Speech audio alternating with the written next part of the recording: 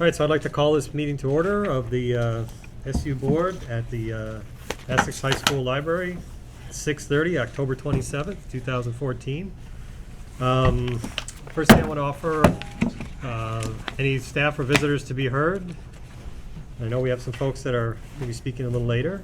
Also, welcome a couple individuals from St. Mike's here to observe and see what we do here. The next order of business, however, is to go into CCSU Curriculum Instruction and Assessment Update. And that's me. Miss Amy Cole. It's us, really, but it's me tonight. And I want to introduce two teachers who have volunteered. I should say they responded to an email that said something like, didn't you wake up this morning and say you want to go to a board meeting?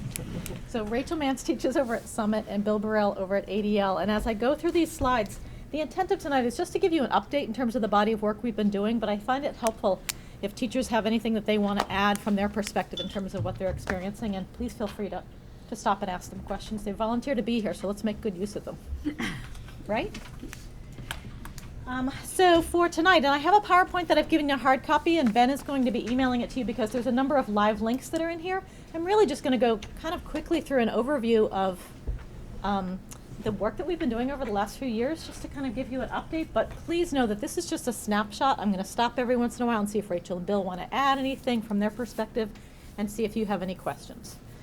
We've been quite busy. So in terms of tonight, I'm just going to talk a little bit about, I don't know if you remember, I think I was here maybe 6 months and I stood in front of you and said, oh, we have new standards coming and that's going to be a body of work.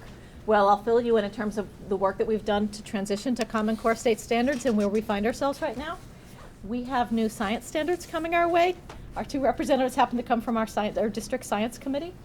We'll talk a little bit about the work we started to do on that. It's on a slightly different timeline. We've been doing some work in our buildings around transitions to standards-based reporting and proficiency-based graduation requirements, so I'll fill you in on that. Talk to you about assessment. We do have a new state test coming this spring, so I'll fill you in on the work that we've been doing towards that and what we're coming to, I guess, expect. And then there's been some interesting new conversations about school accountability. And I'm sure that you've seen some of those links, but I thought we could sort of land on that because there's been some new messages coming out of the State Board of Ed. There's a position paper that I put in front of you that the State Board has written recently. The Governor, the Secretary Holcomb, and the State Board have really put out some new messages, I think, about school accountability that are probably worth some discussion. And you can stop and have question and answers at any time, but certainly I'll build in some time at the end. And if I miss anything and you want to play Quiz Amy, feel free to do that too. So just as a reminder, it was 2010 that the Vermont State Board, summer 2010, that the Vermont State Board adopted the Literacy and Math Common Core, which was written by a national organization with the message that by 2013, fall 2013, or the 2013-14 school year would be the first year of full implementation. So if you think about it, that was a 2-year time period. That's probably the fastest turnaround we've ever had in state standards. It was for literacy and for math. When you receive this, if you click on that, you'll be able to go to the Literacy and Math Common Core website, and you can see the work as it's sort of laid out there. The Agency of Education, as I said, gave us 2 years to implement. Immediately, our region, we're very fortunate at this part of the state because we have a pretty strong regional effort towards professional development. So a number of us got together and created some regional professional development for our teachers. We really were in the we didn't know what we didn't know. It was a new set of standards, and we knew a new state test was coming. And that's about the information that we had. So trying to decipher that information and putting an implementation plan in place. At the same time, we knew that the Vermont Agency of Education was going to begin working with the Smarter Balanced Assessment Consortium, which has been nicknamed SBAC, and that's our new state attest. But know that the SBAC has an acronym already in it, which is SMARTER. And I'd have to think for a minute about what SMARTER stands for. It's something about strategic, measurable, attainable. There you go, Realistic. something, Relevant, time-based. something, assessment, right. So what have we been doing? Oops. Oh, I jumped ahead. These are just some of the things that we did. Immediately the teachers got together. We put some curriculum stipends together for our teachers to be able to meet across grade levels. We do something called curriculum mapping, where the teachers are making sense of their standards on a year-long continuum and identifying what the content, concepts, and skills are. So they met as grade level teachers and said, well, now we have new standards. What would those curriculum maps look like? And how similar should they be from class to class? So for 3 years in a row, we had teachers, particularly K through 3 teachers, spent a lot of time together talking about how their maps would reflect Common Core. We revised our standards-based report cards. We had, and towards the end of the presentation, you'll see a K-5 standards-based report card in EJ already in place with trimester benchmarks in literacy and math. So all of that needed to be dismantled and recreated for our teachers to have in place for the 2013-14 school year, because it didn't make sense to teach just something that was not on your report card. We began revising our IEP goals, our special education goals, based on Common Core standards, so our special educators were not left untouched either. They got right into this work. We started looking at our math course curriculum sequence. The way that the math content was organized was different, so we had to ready ourselves for the students we had now to meet Common Core standards, as well as the students that we'd be receiving from teachers like Bill, who would be sending them up from ADL.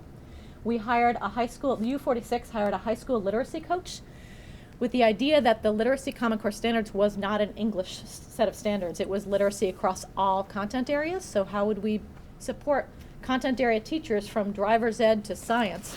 We hired a literacy coach, Erica LeClaire, who you've probably heard speak on occasion, to help teachers implement literacy Common Core. We implemented a new K-5 writing program. It comes out of Columbia. It's the Lucy Calkins Primary Units of Study, and we hired a coach, Beth Moore, from Columbia Teachers College, to come up and work in our classrooms with our teachers to try to understand those materials.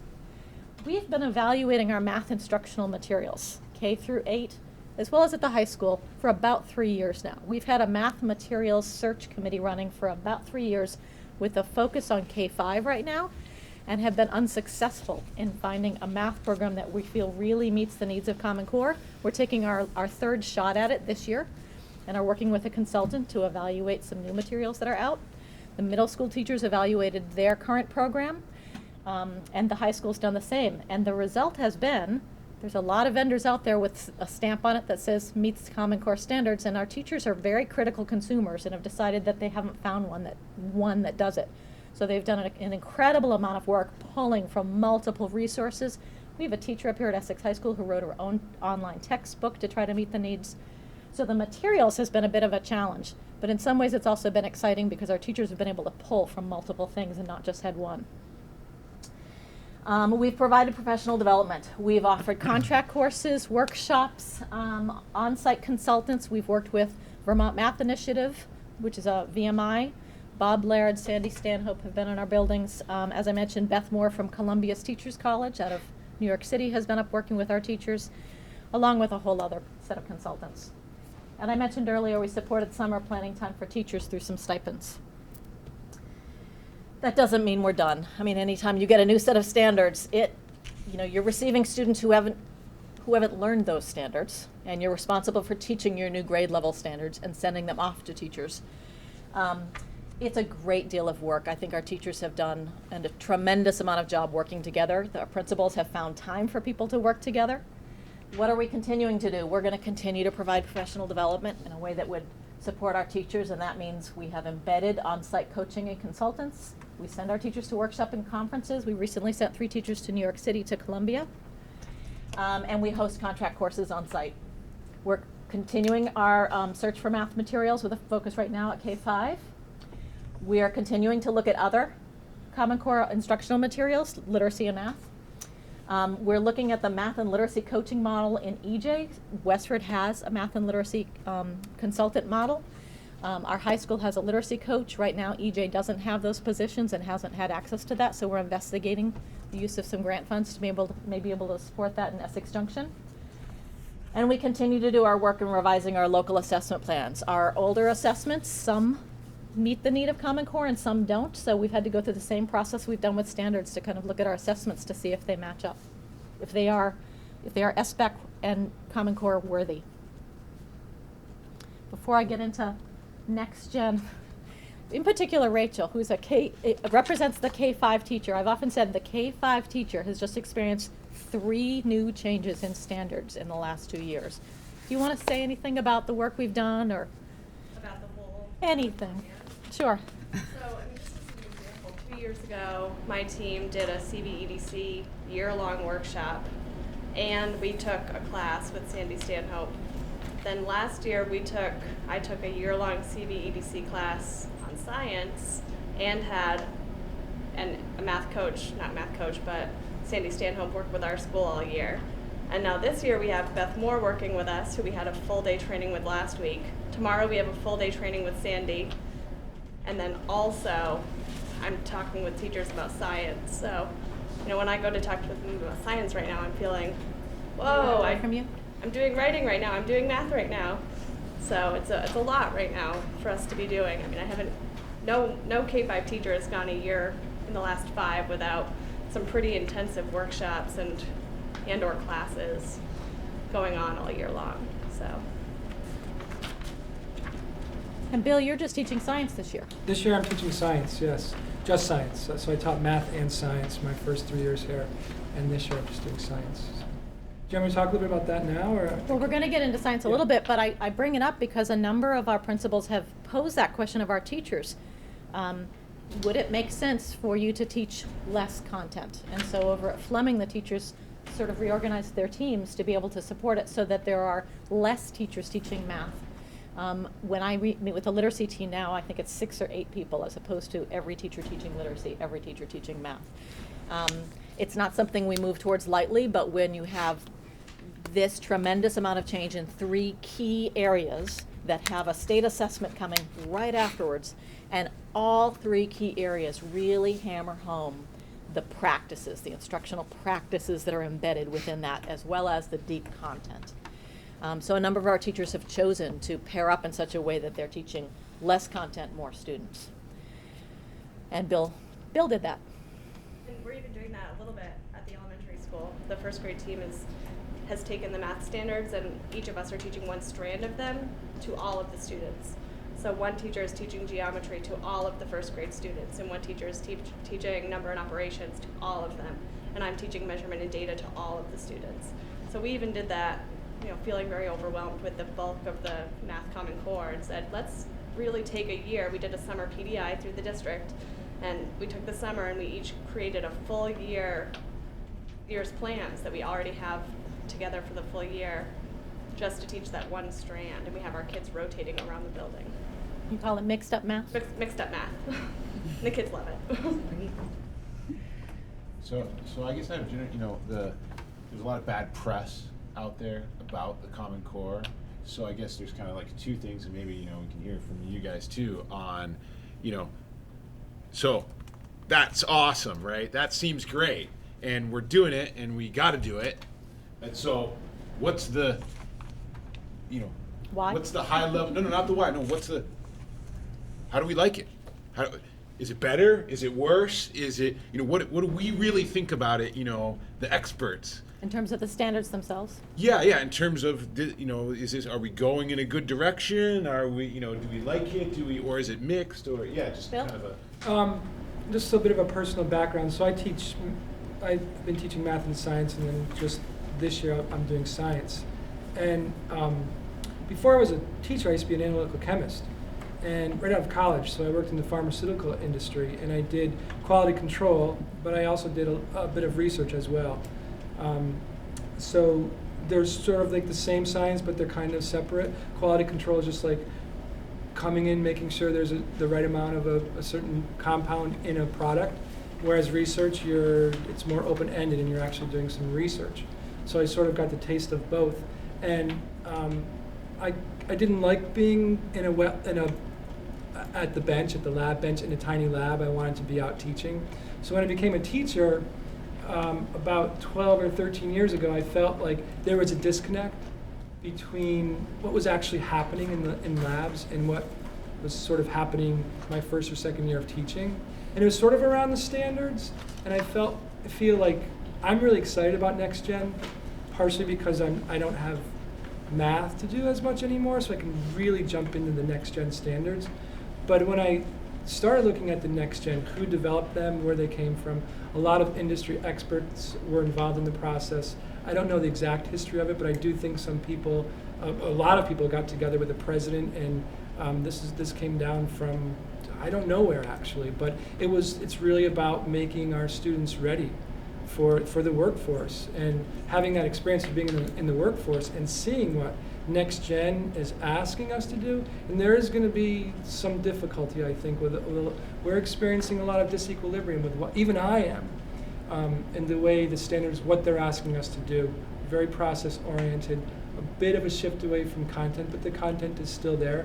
But I feel pretty excited. I feel like if we're looking at to compete, not to get like political, but if we're looking at to compete, either in the state or in the nation or as in the world, I think next gen is awesome, and I think it's dense, it's thick reading to get through, but once you do the professional development and you can collaborate with the awesome teachers that you have here, I'm pretty excited about it. But there's disequilibrium, I think, because it's pretty rigorous, I feel. I can probably try to give you an example. A simple example might be to create a model, maybe at the elementary or the middle school level, and to try to understand a concept or maybe just a particular content in science. But now they're asking you to develop models that the students can manipulate and collect data on and make predictions from. So it's a whole different sort of approach. And they're asking, it's sort of like teachers, I feel, not to ramble on, because I really do like the standards, sorry.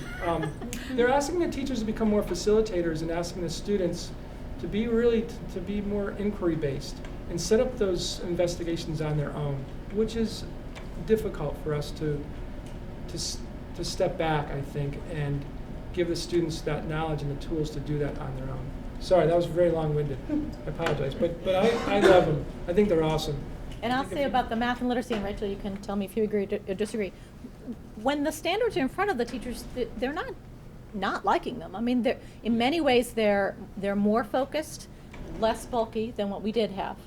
And when you look at the political pushback that's existing, you'll see, the paper I think I just saw recently, it was, folks were protesting Common Core tests. It's Right. the tests that people seem to be really, not the content of the standards themselves. Nobody loves change, don't get me wrong. But, I mean, are there pieces of the standards that you're feeling like?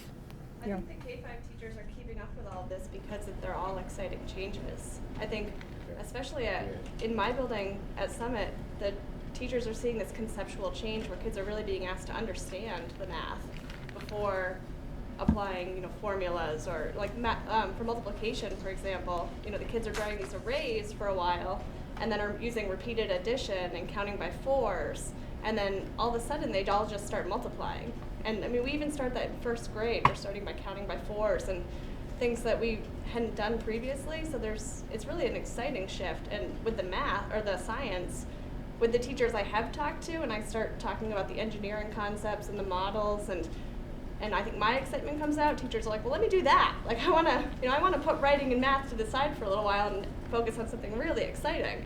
So I think the teachers K-5 are really excited about these shifts. It is just a lot all at once. Let me keep going through and you can keep quizzing them. Thank you. You guys are doing a great job. Okay, so in terms of next gen, so the state, we came in a little bit differently. I'm not sure if you followed this, but Common Core was really created by a group of people nationally, and then which states want to adopt it. Whereas next gen came from a place of a number of states, including Vermont, got it on the ground level and wrote the standards. And then when it went through a several review process, our high school teachers logged on and reviewed it. Kelly Hill, I think you've met, is one of our teachers over here, who sat on the state committee to be able to help develop these. And then the state board adopted them. So a little bit different. There are far less states that are implementing this. I think we're at 20-something states that are implementing Next Gen, whereas Literacy Common Core is 44.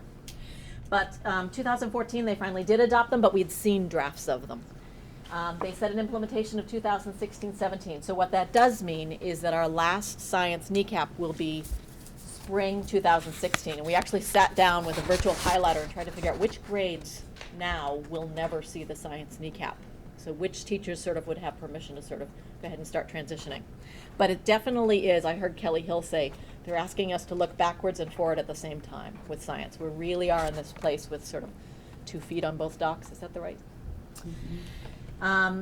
And so what are we doing? Well, right now we're kind of focusing on our teacher leaders. We have 2 of them right here that have gone to regional trainings, leadership trainings.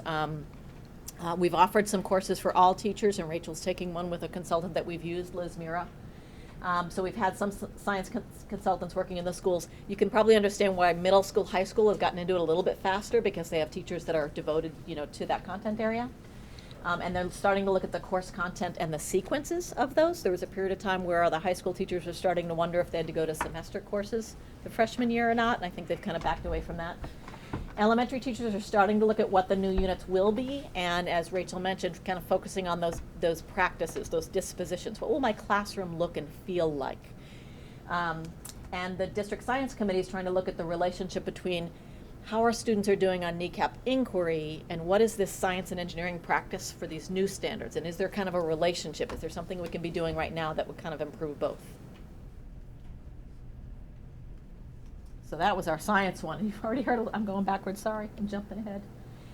I guess I would sum up and say that there's no shortage of work to be done, and I think Rachel nailed it. The hardest part about transitioning to science right now is because it's coming on the heels of new literacy and math, and just trying to sort of work with the capacity of the teachers, particularly the K-5 teachers right now, who may be implementing, I hope, a new math program next year. We have a new writing program that's in place. The Calkins materials and reading is going to be coming out. So that's just a lot of new. So I've been discouraged in Westford anyway at the pace of progress in science as it relates to kneecaps, and especially because there are other schools in Chittenden County who are doing really, really well. Would you just comment? I can. I know that we have, I think it's December, is it all boards that are focusing on science NECAP? So I don't have any scores with me tonight, so if you quiz me, that's fine. But I would agree with you. I think it's seen been them. year after year disappointing for our teachers to look at those scores. The strand, the inquiry strand is the inquiry strand is the one area that we continually struggle with, and it's that exactly what Rachel was talking about. The dispositions, the facilitating a class in which inquiry is at the heart, and it's the way the whole class is run. That's been really a challenge. We recently, and I sent it out to the group, the state sends out release tasks, so part of the test they'll give you them. I was very excited to see that they released the inquiry tasks this year, so we could take a look at those and say, so 3rd grade teachers, when you think about them coming up to 4th grade, how is it that they would have, I guess, handled this? We've been trying to look at, is there a relationship between the way the students are reading the material and performing on the test, the students' writing ability, and how they might be performing on the test. This is something that our science committee just looked at the other day. When those results came out, I think we had a meeting a week later. So we're feeling equally as frustrated. So the why- hard part is knowing that the content will also change. So we can't just sort of put the energy into the inquiry, because our teachers will have just enough shifts in some grade levels that I used to do plants and now I'm doing oceans. And we're trying really hard to have them not put the focus on the content but on those dispositions, because our work with this consultant has really led us to believe that that's really where we're going to get the bang for our buck. But it seems like inquiry it crosses all content areas. So that learning to work with your class on how to learn science in that way should be pretty common. I'm just puzzled as to why some schools have figured it out, and it doesn't seem like their demographics are different than ours or anything like that. So the writing, whatever, doesn't explain it for me. No, it doesn't. I would agree with you. I mean, and I don't know if you two want to add anything to this. I know that in Westford, Kurt is meeting with every teacher about the new standards and inviting them to draft new units that both have the new content as well as the engineering practices. And that's what our consultant Liz Mira told us, focus on the practices, not necessarily the content. The first shot out. You're taking a class with Liz. Do you have any pearls of wisdom? No, but I think one of the, like, I don't know why some schools are doing well and some are not, but, or doing less well, but I do think that the math shifts are far more inquiry-based too, the Common Core math shift. So I do think that that's a promising thing, because the way that we're teaching math is, like I said, it's much more conceptual and discussion-based. And that's what you said too about the science, is that it's far more discussion-based now. So I do think that that's lending itself more to inquiry already. So I think that's a promising piece of information.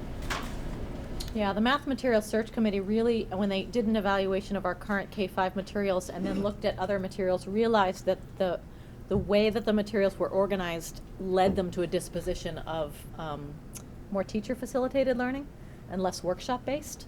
So that was one of the things that came out of the gate early. Whatever materials we're looking at, we want it to be more active on behalf of students and more workshop-based. So that's an interesting point you make, the connection between how that will feel in the classroom for both science and math. I wish I had a better answer for you. I don't. It really, it has stymied us. Just Oh, one last. sure. The question, the statement back here that there was a transition with the teachers going from sort of the sage on the stage to the guide on the side, and what's difficult. And I'm thinking of Bloom's taxonomy and kind of those lower levels where there's a lot of memory and remembering and that kind of thing. And now all of a sudden we're talking inquiry, and not only for the teachers, but for the students. It's a big gap. They're going home to families, I think, and I may be off base here, I don't know, but is this part of the issue? Going home to families where schooling used to be memorize, memorize, memorize, don't really take it too deeply, don't really think about the application, and all of a sudden we're making that gap, that change now to like a higher level of Bloom's thinking where we're synthesizing, creating. Is that kind of... I think that's a piece of it. I think it's multifaceted. well, yeah. I think the more you think about it, it's fascinating. Just from one perspective, last year, instead of doing an investigation and sort of pulling it out of a kit or pulling it offline and setting it up for the students to walk in, everything is set up. And if you were to walk by the classroom, you would see students working at the kits and following the directions and not really developing their own hypothesis or not doing much inquiry. So last year, I took one of the standards, the NGSS standards, that said, design your own investigation. And not only do they have to start designing their own investigation, but they have to start doing it collaboratively.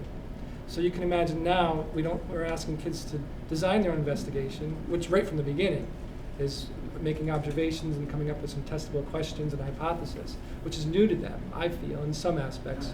But we're asking them to do it together, sometimes in groups of threes, in order to do that successfully in a classroom. The challenges I remember leaving school, like scratching my head very often, like, wow. This is, because think of the process, even for us in this room, to make a decision about something, the amount of time it takes to make a decision, and all the different ideas and backgrounds that we come from, and the diversity of our backgrounds, to just to share out the ideas and then agree on an idea of an experiment to do, or a way to investigate this, or a way to prove to me, give me a product that they understand it. That's just one aspect I can think of. It sort of taps into the diversity of the students. I do know that I don't know, I've done some research online that said many people had predicted a drop in standardized test scores as we made that transition. I'm not trying to find excuses or anything like that, but I often wonder if that's happening as well, where especially math science teachers are dealing with two standards. I wonder if we're going to see even more of a drop-off, I don't know, as we make that transition. Even for my science background, it's challenging to take a big concept and refine it down for an 11 or 12-year-old to take and run with it. It's really challenging. I work my study halls, my lunchtime, I have enrichment groups going on, I inherited Ed Swerk's classroom. So it's like this beautiful lab just to do amazing stuff with. And yeah, it takes a lot of time, a lot of challenges, but well worth it. So some of the conversation we just have started to have as a district-wide science committee is, the possibility of developing some tasks that teachers can do in the classroom that would kind of show them what engineering practices would look like, but also to be able to maybe use it as a common assessment so we could have a sense of how our students are doing before we get the next version of whatever our science test will look like. This is another whole body of work that that we're deep in. Transitioning to standards-based, proficiency-based reporting. And so this timeline, I actually had to, I was calling around, I got Dan on the phone and said, was it 2006 that K-5 or K-3 transitioned to standards-based report cards? It sounds about right, so my date might be a little bit off there. It was before I was here. But EJ really had a pre-K through 5 standards-based report card around a time that a lot of our elementary schools around the state had started to transition to it. Based on first the Vermont frameworks and then transitioned over to the Vermont grade expectations. So that report card has seen 2 sets of standards go through it. 2012 through 2014, Westford elementary teachers started to come down and collaborate with the EJ teachers with the charge of, could we have a common report card? And with Common Core standards coming, we're going to need to change them anyway, so let's transition together. And the Westford teachers have been also transitioned to using PowerSchool to be able to record it. ADL Westford and Essex Middle School middle level teachers have all implemented a common, very close standards-based report card this year. And the timing of that, where the 3 schools together are doing it, you know, we're hopeful we'll support our parents. Transitioning to standards-based, proficiency-based learning is not an easy thing to do, and it becomes a more difficult conversation the older the student gets. So you may have already experienced some of that angst. I know that they just were going through, I think, their parent conferences recently and their new progress reports. We're also, I'm glad Erin McGuire is here to point out, we're also continuing to look at standards-based and proficiency-based, and what does that mean for students who have alternative goals, alternative targets, and how do we reflect those? And then this body of work right here. So in spring 2014, I'm sure you know the Vermont Education Quality Standards 26 through 8 require that Vermont high schools develop proficiencies. In other words, whereas the old Vermont School Quality Standards stated that we needed to have graduation expectations in place for English, 3 math, and so forth in a mathematical way, or you could, if a student could demonstrate it through proficiencies, they could graduate. Education Quality Standards flipped it upside down. So the U46 board is very aware of this. This is a body of work going on at the high school right now, and in all high schools. We are allowed to use Carnegie units, but must identify proficiencies first. So it's been flipped upside down. So the body of work going on at Essex High School right now is to look at what does it mean to be proficient to graduate Essex High School? What does it mean to be proficient in social studies? What does it mean, you know, what are the 5 to 8 statements we would make around that? What does it mean to be proficient across multiple content areas? And they've began that work, let's see, in the spring. They've spent a good deal amount of time this fall already, as recently as last Wednesday, looking at how other high schools have been doing it. They're going to do some school visits. Virgins is transitioning and has been for a few years now. CVU has been doing this kind of work on and off a little bit for the last 10 years, and there's a number of schools in New Hampshire and Maine that have implemented this. Aren't quite sure what it's going to look like, don't know what the mechanisms are going to look like, but it's an exciting conversation to say, can we agree as a faculty, what does it mean to be proficient across this building? They've also been doing, as part of this work, have curriculum mapped all of their courses. A curriculum map reflects what the concepts, content, and skills the teachers are teaching. Now we're saying which ones of those would they have to show proficiencies in order to pass your class? So it's a complete flip for our high school teachers as well. We're positioned well to do this work. The challenge has been to try to create it for the graduating class of 2020, which means the freshman class of 2016 or our current 7th graders.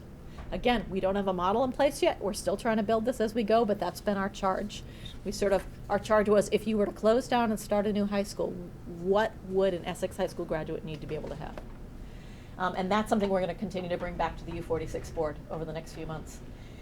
We've been positioned well because Essex High School joined New England Secondary School Consortium and was named part of the League of Innovative Schools, so we've had resources in place already. We've already made connections with schools that have started to do this work, and that's been an invaluable resource. Any questions about, look at that, I just went right by it fast. Any questions about the work going on with the standards-based and proficiency-based work? And here's how I would describe the difference in terms of the experience as a parent and as a teacher. In a standards-based world, we're teaching to standards, and we have standards-based report card where we can mark that they're almost there, or they're meeting it, or they're exceeding it. In a proficiency-based world where graduation requirements are attached to it, they have to show proficiency to graduate. So the stakes are that much higher.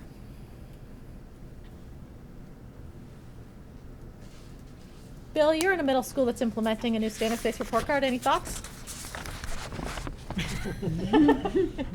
I actually did it in Montpelier when I worked in Montpelier, so it wasn't such a transition for me, and I sort of knew, it's like fear of the unknown, I think, is what happened at ADL. I think we've been through progress reports, and so we basically use PowerSchool, and the standards are already on our report card. So I think teachers, I felt a huge shift in their fears. I think it's after progress reports. I think people are feeling better about it. I think they're still in transition and disequilibrium. I think in a good way, because they're trying to gather a lot of data and they're wondering, like, how do we put this data into the reporting system? And they want to give good evidence to parents and families. So I think it's going smoothly. I think it's great backwards design in that we can set up some nice common assessments after we have those standards in place, and then start to look at classroom implementation. I'm pretty excited about it. I like it. We had conferences, so that came up in conferences, and I felt like I talked to a lot of parents about why it's good for learning, why it's good for me. It helps me become a better teacher. Talking about common assessments and how we can set common assessments around the standards. So I think I alleviated some fears on parents' parts too. So.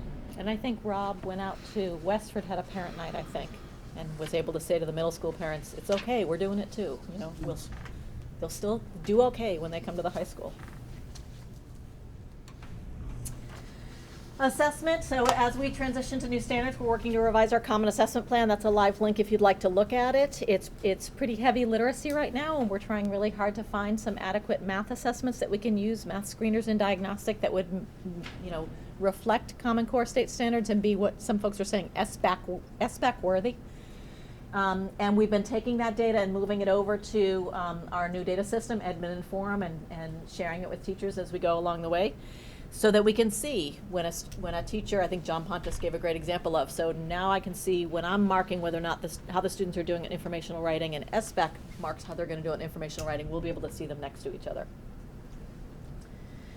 And SBAC, so SBAC is coming. This spring, all schools in the state of Vermont will be implementing our new state assessment, SBAC. It is computer-based. If you remember, I shared with you, there's a picture of our teachers taking the practice test. The teachers sat down, logged on, and chose literacy or math and took the test themselves so they could experience it. All of our schools volunteered to field test SBAC last year. Only one school was chosen, and that was Essex High School. So while the rest of the schools took NECAP, Essex High School field tested it with their juniors last year. We learned a lot. We have 14 pages of feedback from kids and teachers about what that experience was like. And now all schools will be doing it this spring. It's computer adaptive, and it is 3 months long. So we'll have 3 months to be able to administer it, unlike the much smaller window for NECAP. But different considerations. Every child will have their own login. If they have accommodations, that will be preloaded. The accommodations are wide and quite sophisticated, and so there's good conversations that Erin's been leading about every child and what accommodations they could access. What is text-to-speech, and how is that different than having a teacher read something to you as opposed to the text-to-speech? So it's a great deal of work to sort of get ready for this. Do we have the right number of headphones? Do we, is this laptop going to work? Essex High School took on a hardship in that because we had a short period of time last year to field test it, we did it in 1 full day and 2 half. And those 93 kids who chose not to come in, we got them the next day. And so those kids were put in front of it. We didn't receive those results, and we knew that we wouldn't. And we didn't experience the computer adaptive part of it. The computer adaptive means I answer a certain question. Depending on how I answer, it will either sort of move me down a level or up a level. The field test really, they took easy, they took hard, they took easy. They were testing the test on us. So we had some kids that were pretty frustrated with that. There's also a performance task, and this is very different than NECAP. The teacher will stand in front of the class, and in this case they had a string, and they had to read a script and imitate a zip line. Then the students had to go log on. We didn't know what the students were going to be asked to do. The only thing we had in advance was the script. So it's a very different way of running an assessment, and that will be happening in all of our buildings this spring. And that is grades 3 through 8 and grade 11. That must be quite a PD challenge.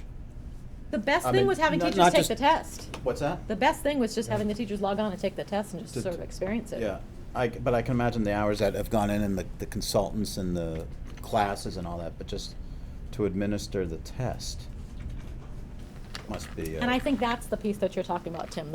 The nervousness is around the test, and not so much the test, but what is our state going to do with the results? Yeah. Well, and I mean, I think it kind of comes back to, or I certainly see it as really good, all the standards-based report cards, because, I mean, experiencing that with my own kids, then it makes it pretty clear, I think. It's like, well, there's this list of things, and it's kind of spelled out in there what each one of these things is, and okay, maybe I don't really know exactly what that means and how are they doing that. Okay, but the teachers know, so they're doing it, and then you're getting kind of the readout of all these things, and you see the progression through the year, and so kind of by the end of the year, probably the idea here is most of these things, they're getting up to a level that says, oh yeah, they met that standard. I mean, that's the idea anyway. And with the data system now, to me, I think that's like the answer there. The accumulation of all that information, if we can be able to summarize it and then communicate it, that's kind of really, that would help us on the board communicate with the public about, well, there's this standardized test, and yeah, that's one thing. But we actually have all this, information that's like the accumulation of all that stuff that we did all year long, and we can summarize that and give an answer, give a representation from that. That's really a bigger, more comprehensive look at how are we doing. The efficacy of that, though, is dependent on the assessments we're choosing to give or create being clearly aligned to Common Core and being in the depth that we need it, and that's really been a lot of work we've been trying to do. So every assessment we have right now, we're giving the Fontes and Pinnell text level, is that Common Core aligned? Well, the vendors changed it, so does that mean it really is Common Core? So everything is just, kick the tires on it over and over again. So our literacy committee is looking at all of theirs. Our math committee's shopping to see what's out there that they feel like is worthy of the depth of these standards. Because we don't want to produce data reports that don't actually tell you if the kids can do it, to this depth. We'll learn a lot by giving SBAC as well. Right. But what also I think is something that's important to think about, and this is what I'm going to end on, is school accountability. How are we going to be using the state assessment results? You've probably been following our Secretary of Education, Rebecca Holcomb, our governor, and our state board have made statements about changing our accountability system, made statements about assessments and how appropriate uses of assessments. And so, this August, we're still in No Child Left Behind. The state of Vermont is one of, I think, 7 states that have not received that waiver. So we're still functioning with all of those pieces of No Child Left Behind. So this August, I'm sure every school in the state of Vermont was found failing because 2014 was the date that was set by the Bush administration for every child to pass the test, and that wasn't going to happen. So she wrote a letter. And typically our secretaries or commissioners in the past have written a letter and made public statements, but hers was, here's a letter and mail it home to your parents. And I'm not sure if any of you received it, but I put the link up there where she really said that this is a flawed federal piece of legislation. But yes, your schools are now an AYP, but we don't view it that way. So I put some links here for you to look at when you have a chance. On the Vermont Agency of Ed website, we went to an SBAC training recently, and they put together this one site that has SBAC training materials, and I noticed that they neatly put all of these links on one page, so I'm sending you to that. The letter to parents that she wrote, and Judy, I don't know if you want to comment at all, because you received that letter, and then your job was to write the superintendent's letter on top of that. Right. What was your reaction to her letter? So her reaction, I think, really pointed out the flawed nature of if only one student in a school wasn't deemed proficient, then the school is considered a failing school. And so this punitive and unrealistic expectation makes it a very difficult climate when you see the work our teachers are doing to attain the standards, and yet the public confidence in our schools during this time of transition continues to erode because of the way we need to report our failure, or our so-called failure. So our state board wrote a position statement. I gave you a copy of it there for you to be able to read, and I put the link here. If it interests you at all, and we won't have time tonight, there is a 5-minute video that they put on this website of elementary students being interviewed after they field tested SBAC and what it felt like for them. That was kind of interesting. But there's also a 15-minute video interview with Secretary Holcomb and State Board of Ed member Bill Mathis talking about their perspective on assessments and accountability. She has some interesting new ideas about a shift in accountability that would have a more holistic view, that tests would be one third or 1/4 of an accountability system. So we're quite anxious to sort of see where that goes. But much like science, we're looking forward and looking back at the same time. We're still sort of in that land of No Child Left Behind, where we're looking forward to what she may come up with and what the board may come up with. And I don't know if that's been part of your conversation at VSBA or anything like that.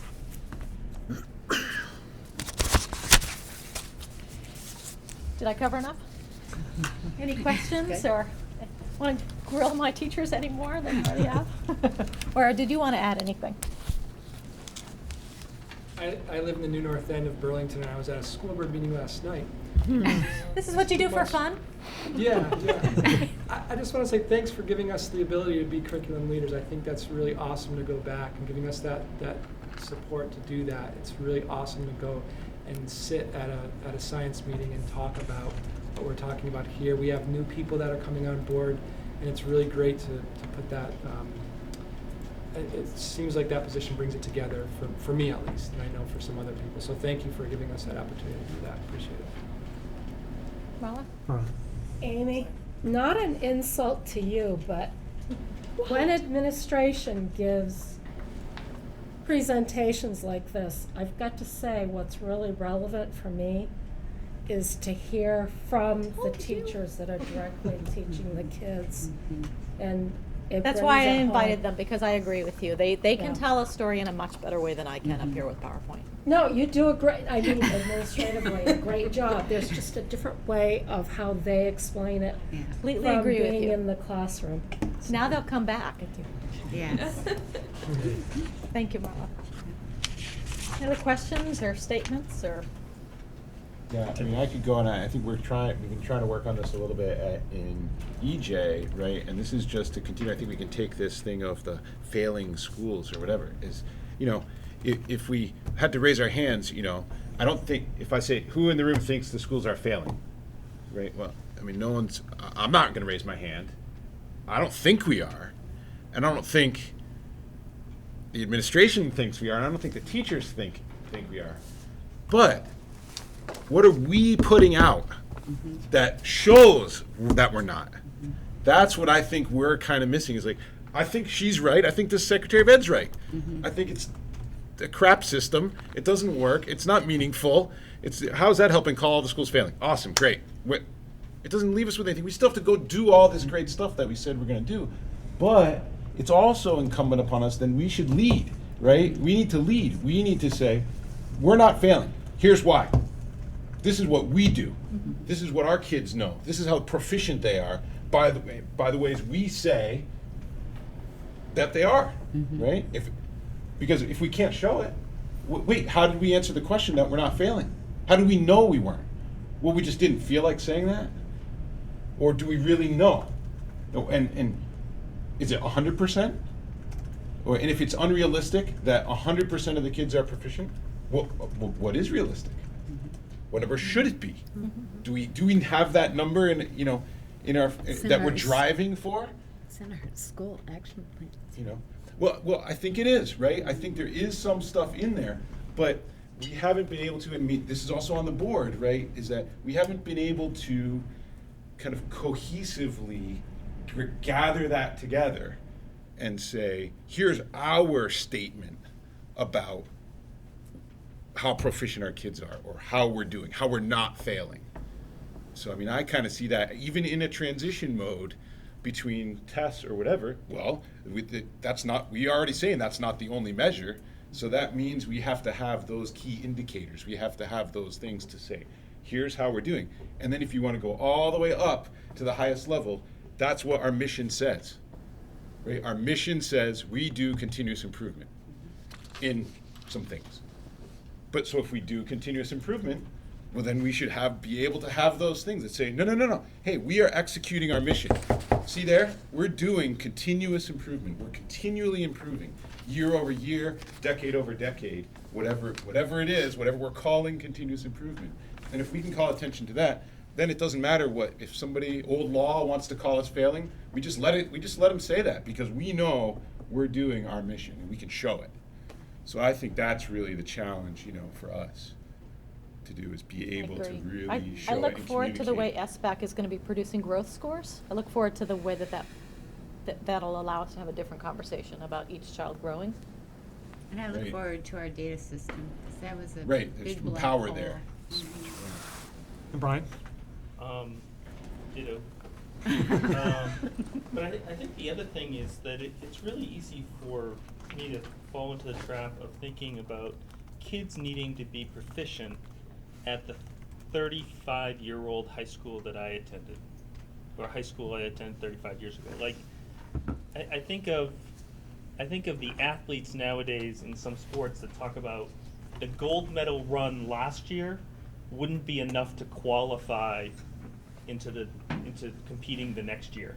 Mm-hmm. I mean, so when we talk about proficiency, I think you mentioned geometry in grade 1. Mm-hmm. I'm just thinking of the sweaty palms I had in like 10th grade, and so it like, what is the bar? Do we communicate that well enough to people? Because I think you're probably most tuned in as a parent, but then you keep progressing as a parent. You don't continue to stay and watch the bar change in grade 1 because you're kind of moving through the system. And as a community member, it's hard to pierce and really understand what is 2014 proficiency. What does it take to get to that bar? So I would just also put that out. Mhm. Designing our own outcomes, judging our success on that, but also communicating what proficiency requires. Because it may have changed over the last 30 or 40 years. Thank you, Bill and Rachel, for agreeing to come out. Yeah. They're really you. good. Thanks. Great. Thank you.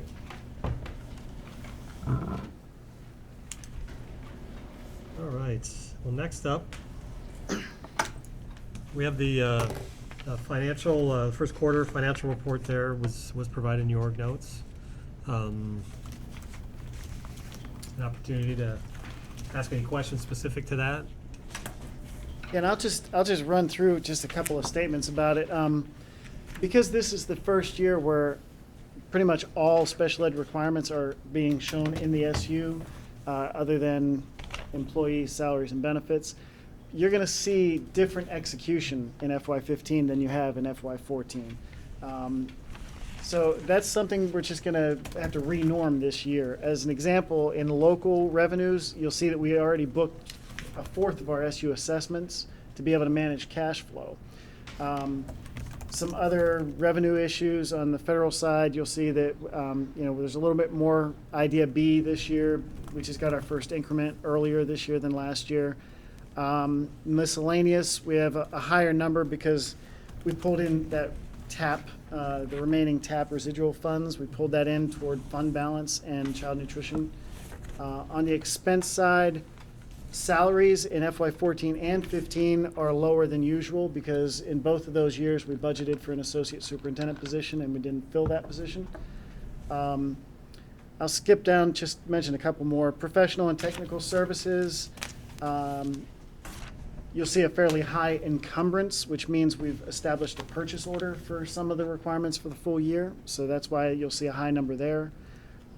Tuition, you'll see that there wasn't anything in tuition in FY14, and in FY15, we now have special ed outside placements there. That number is pretty small in the first quarter, but that'll dramatically increase in the second quarter when we start getting bills in. And the only other thing you might notice is property and equipment. You'll see that we're over budget, and that's just something we don't usually do, but that's based on a student need for an equipment item at one of our schools, and that'll be partially reimbursed with special ed dollars. But that's just a real quick, brief rundown on the first quarter report in the SU. But as Michael mentioned, if anybody has any questions, you can bring them up now, or you can email me afterwards. All right. Well, you can go right into the presentation of your first draft of the FY15 or FY16 budget. Yeah. And this will be a lot quicker than the quarterly report. Okay, maybe it won't. Thank you, Amy. Thanks, Amy. So the first draft of the budget, we'll start with the guidance. Centralized special ed services, I just kind of mentioned that briefly, is that we've already, by law, we have to pull all special ed costs into the SU. We've done that with the exception of personnel. We do have a 1-year waiver to use our shared service approach, so we didn't have to do that. We will not be able to move personnel in the FY16 budget because it has to be something that is bargained before you move people. So we have a contract in place through FY16, so it's too late to do that without it being able to bargain for it. There is a little parenthesized note on that bullet, though. You know, later on you have a topic about regional education district. If we do initiate that study, then we would most likely ask for another 1-year waiver to give us time, because obviously in a red scenario we wouldn't have to have a waiver because it would be one district and all of the personnel would be in that one district anyway.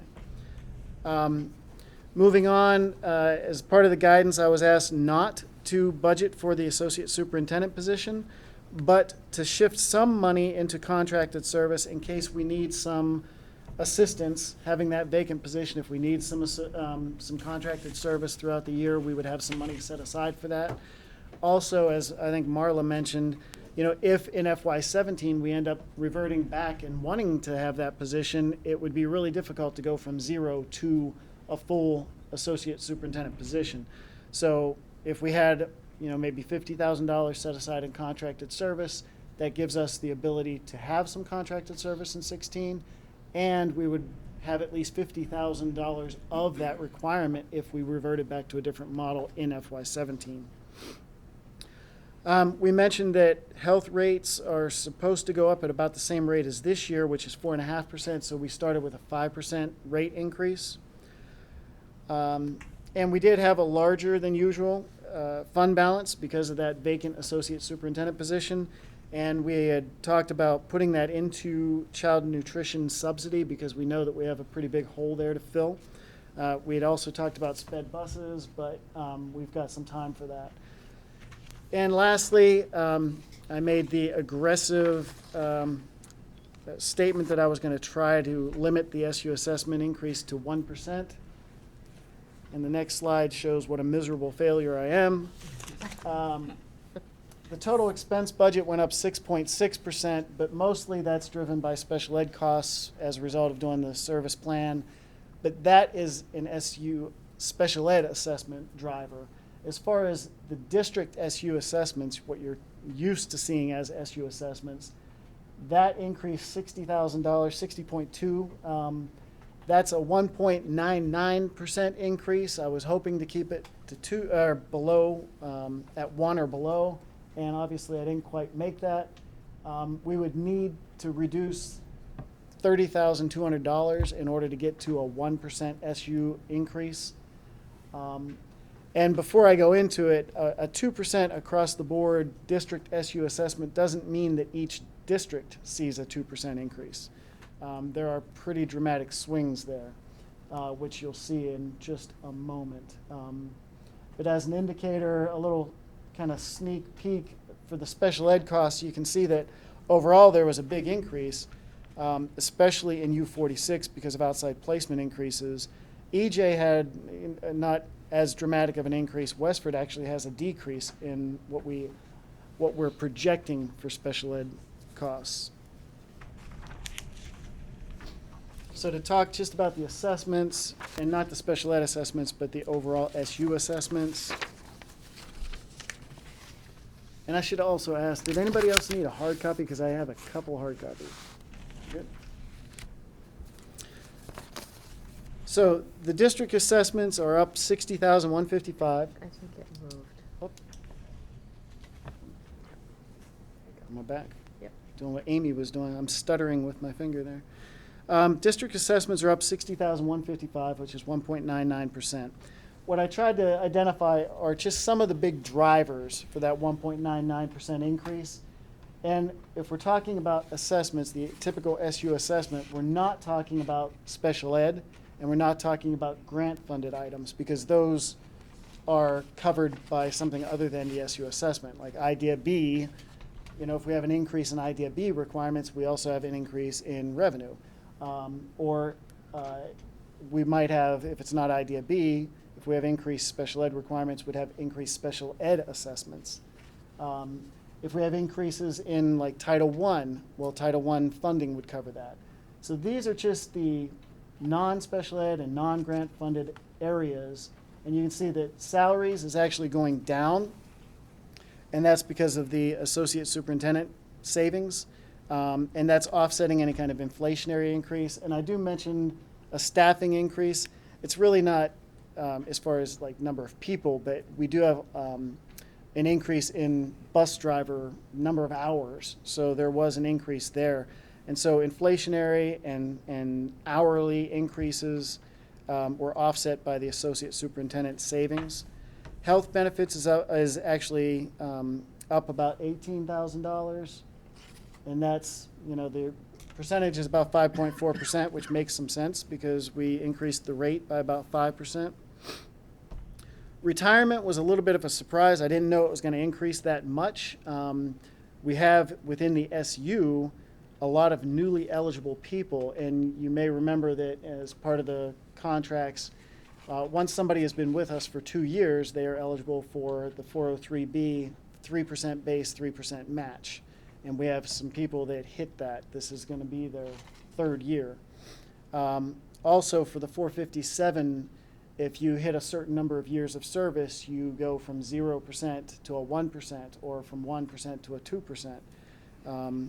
I may actually be partially responsible for that increase, having been here for a number of years now. So that one, if I had to blame anything on not being able to hit the 1%, that would probably be it, because I didn't expect it to be that much of an increase. Other professional services is up $26,500. It really was up $50,000 because we shifted associate superintendent's salary savings into other contracted services there, or professional services. But we actually had some decreases, which kind of brought that down from a $50,000 increase down to 26. And those decreases were, you have your survey requirement, which was like $10,500. We dropped that down to just like $5,000. We're not even sure if we need anything for FY16, but once again, if you drop it all the way to 0 and then you come back in FY17 with a $10,000 requirement, that's a big increase to absorb. But we'll talk more about that later. Also, there's a note in here that talks about shifting requirements out of here and into telecommunications. And that's because the federal handbook requires that any kind of web-based tools need to be captured as telecommunications. And for example, in other professional services, we had requirements for GoalView, which is a special ed software, and I think Skill Survey, which is like a reference tool. We had those captured as professional services. Now we have to shift those over and put them in telecommunications. Child nutrition subsidy is up $80,000. And actually, I wanted to make that $150,000, but I really wanted to at least be able to come in under 2%, so I dropped it down to $140,000. We will talk later about what kind of changes you might want to see. I'm sure you might want to see some decreases, but if we increased anything, it might be putting back that from 140 back up to 150, because we do have a fairly significant child nutrition deficit. The one good thing about this budget is the increase that we needed to make in child nutrition. We had some flexibility to do that because our fund balance was increased. So we wanted to increase child nutrition subsidy by $80,000 or $90,000. We had an increase in fund balance of about $64,000 to chew away most of that. So those are just the big drivers. And later on, we'll go into a line by line where you'll see every single line, and you can get much more detail. But the summary is, now you can see that 2% increase, what it means by district. U46 is actually going to have a decrease of about 2% in their SU assessment. On the flip side, U46 has a pretty big increase in their special ed assessment. EJ has about an 8% increase in their SU assessment, and Westford is about 2.7%. So Westford is about along with at that like standard 2% increase, just a little bit more. But there's a big swing between EJ and U46, and the reason why is because EJ has a higher percentage this year of certified and professional staff, and also a higher percentage of computers. And if you think about it, it makes sense. I mean, EJ is the one place where we actually added staff last year, like the 4th grade teacher we added. Also in EJ, we've been adding computers. We went to 1-to-1 computers for 6th through 8th grade. So those are great things, but whenever you have metrics that are associated with staffing and percentage of computers, it kind of hurts EJ in the assessment process. And then looking at the assessment process, I didn't change anything from FY15 to FY16. Most of the requirements are based on percentage of staff, but child nutrition has a few other factors that we use. In red font here, I just wanted to make reference to that increased fund balance from 16 to 80. There's a $64,000 increase in fund balance, which I specifically was wanting to target to child nutrition. So I used that increased fund balance, that $64,000, I applied it directly to child nutrition. So that $64,000 is allocated a little different than if it was just added in at the bottom line. Which basically means the two districts that are paying that assessment, U46 and EJ, benefited from the increased fund balance because they were the ones who were being charged the increased child nutrition subsidy. Should the Westford School District be concerned that the whole fund balance was applied to something that Westford doesn't pay for? No, Westford should be concerned that the other districts might want to make Westford start paying toward it because I can't make Westford pay this without changing the model. Right now, if I use the model that I've got, which is using the number of students, gross revenues, and participation, Westford would end up having to pay like $21,000 of the $140,000 subsidy. So clearly that's not fair to Westford. I would need to focus it more on just the number of students and less on gross revenues and participation, especially participation. A participation rate in Westford is a lot different than at the high school because we're talking about the participation rate of 200 kids, or not even 200 kids, versus 1,200 kids. So I ran the model and said, what would it be if I did put Westford in the mix? And it was just an incredibly high number. So I decided, let's not do that. But then, since U46 and EJ are having to pay the full amount, I wanted them to be able to have a little less pain and give them the $64,000 as far as reducing that child nutrition subsidy. So the question would be, do we change the model and recalculate in a way that only looks at the number of students, which makes Westford have a more realistic number as far as an assessment is concerned, or do we just leave it the way it is? And you'll see later on, I think the next slide shows how the assessments are calculated. So I'm going to put my Andre Roy hat on. And when we agreed to buy food services from Essex Junction, CCSU, we were told that we would not need to pay a subsidy. Yep, and you haven't. And if it changed, it would be because this board says we have to. And then at that point, Westford could decide whether you want to contract it out or not. But I will say that 4 or 5 years ago, Westford was paying a $3,000 subsidy to a vendor. So since then, you haven't paid anything.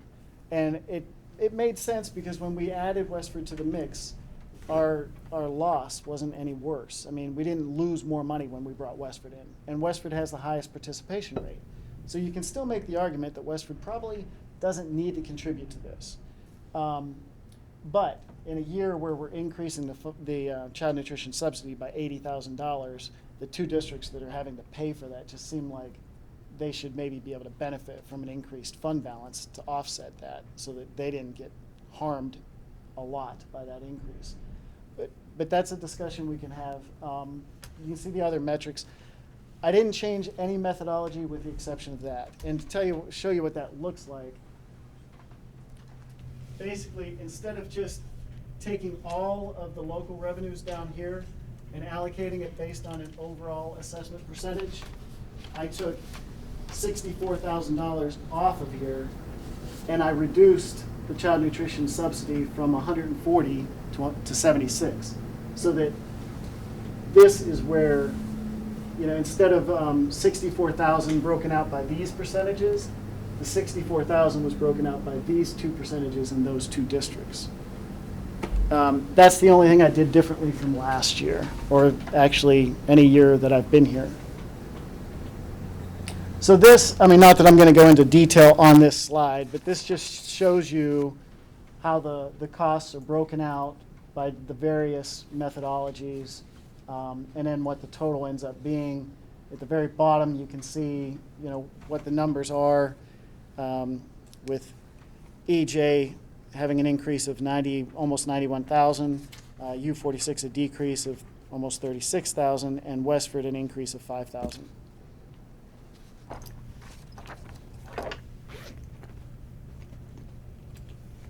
And then just the total expense budget, which includes, of course, any special ed or grant-funded requirements.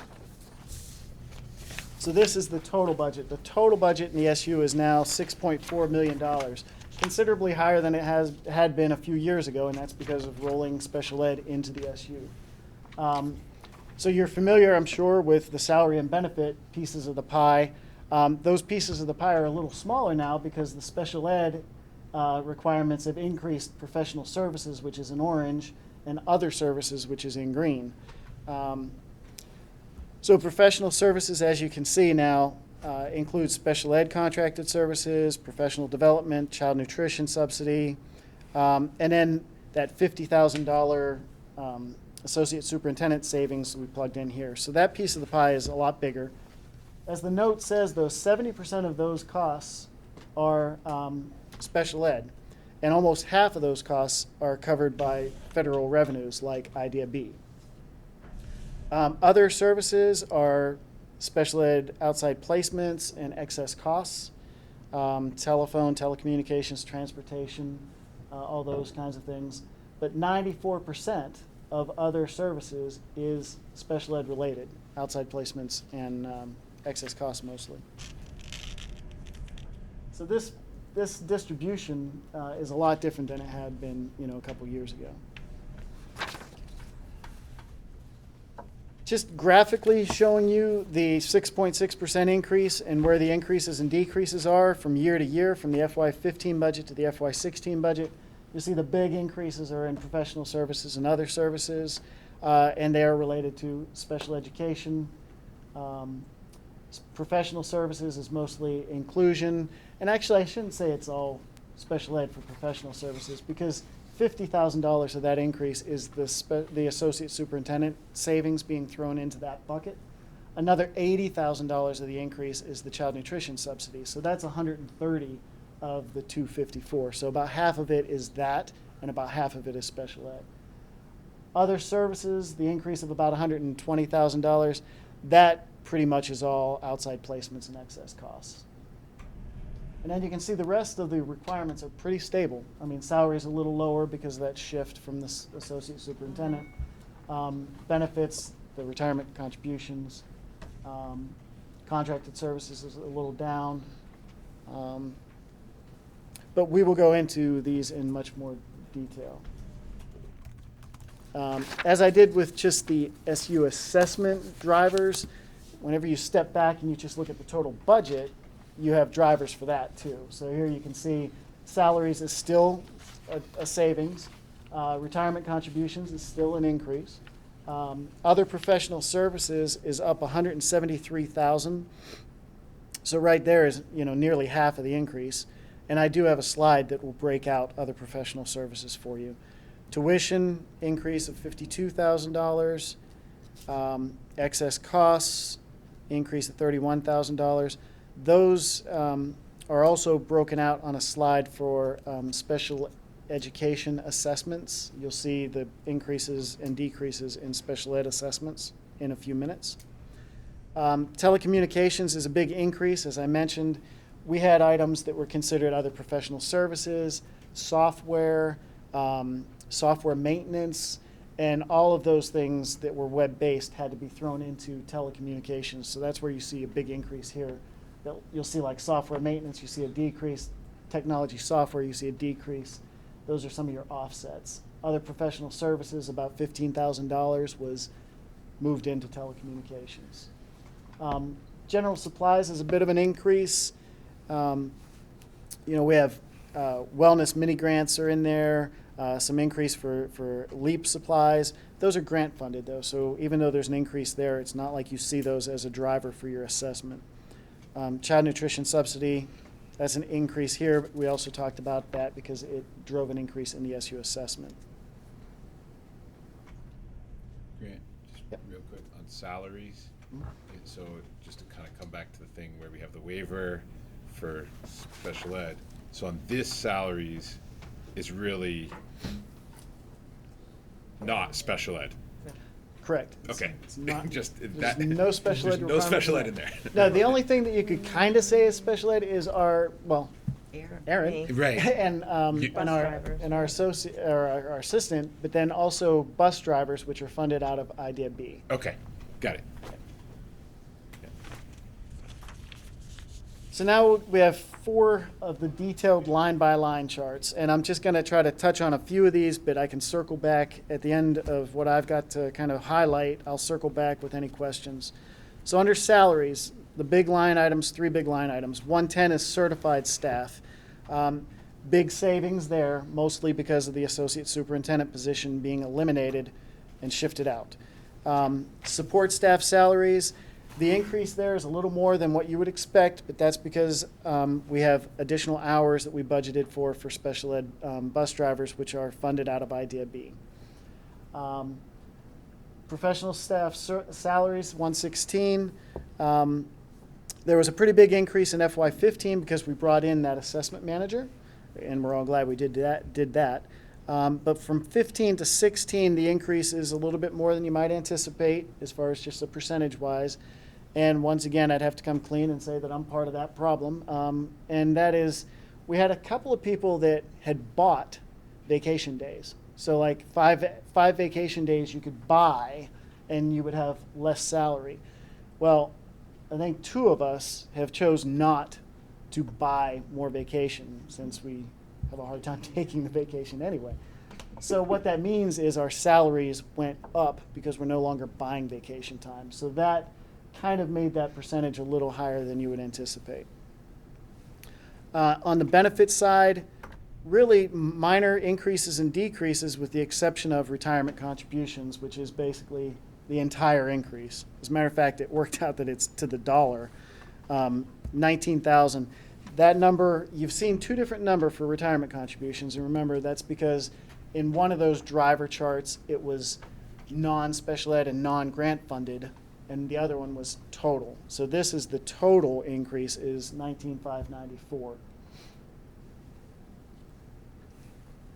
So that's kind of the big highlights for salaries and benefits. If anybody wants to stop me now, you can. Otherwise, I'll move on to the next. Okay.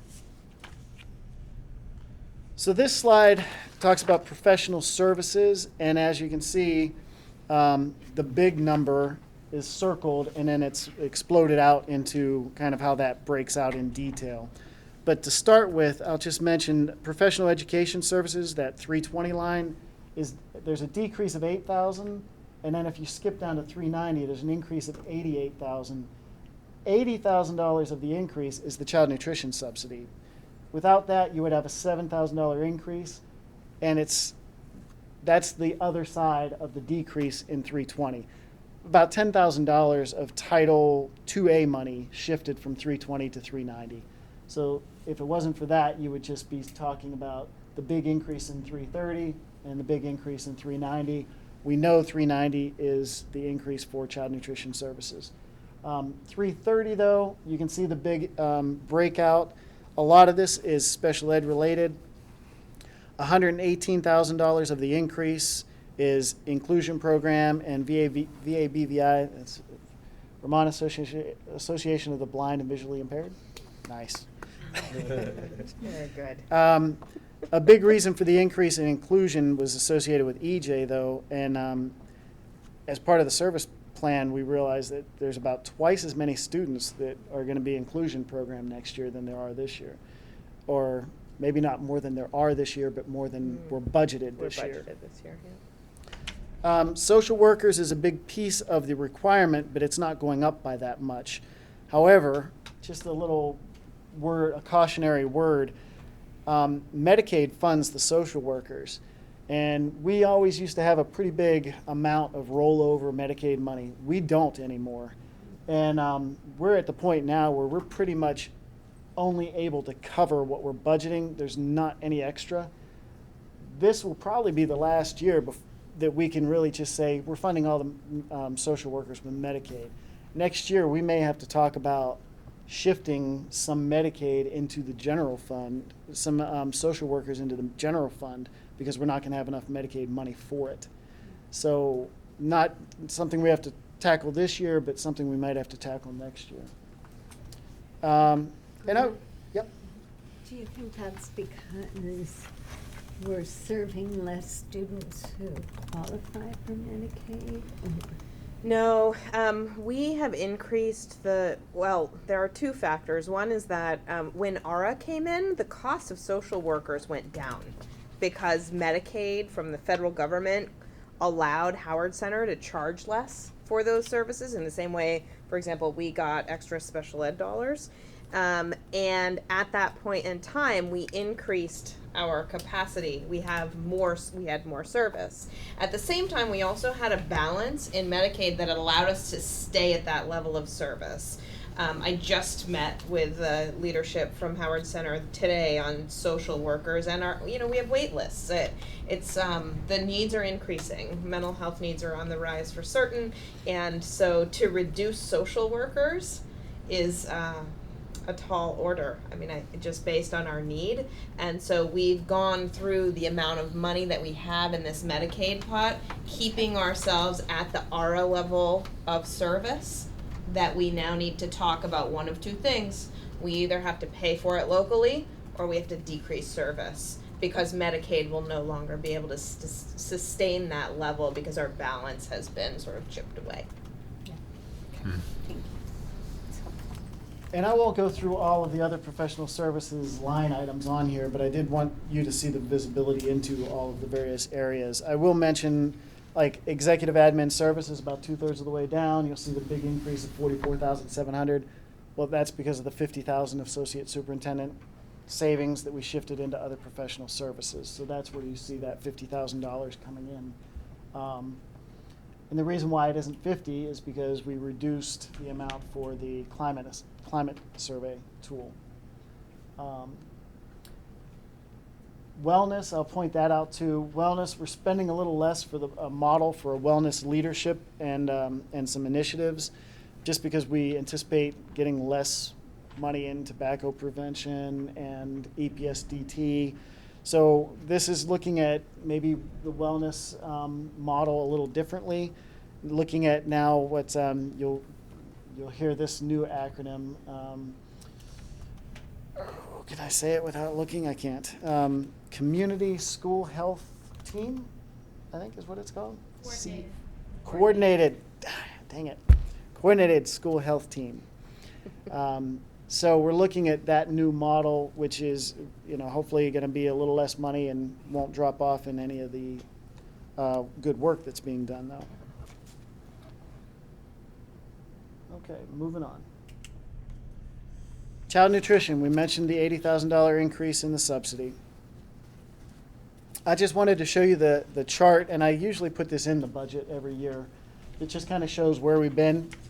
And really the key data point is about 3/4 of the way down the chart where it has the gain or loss, and that's without the subsidy being added in.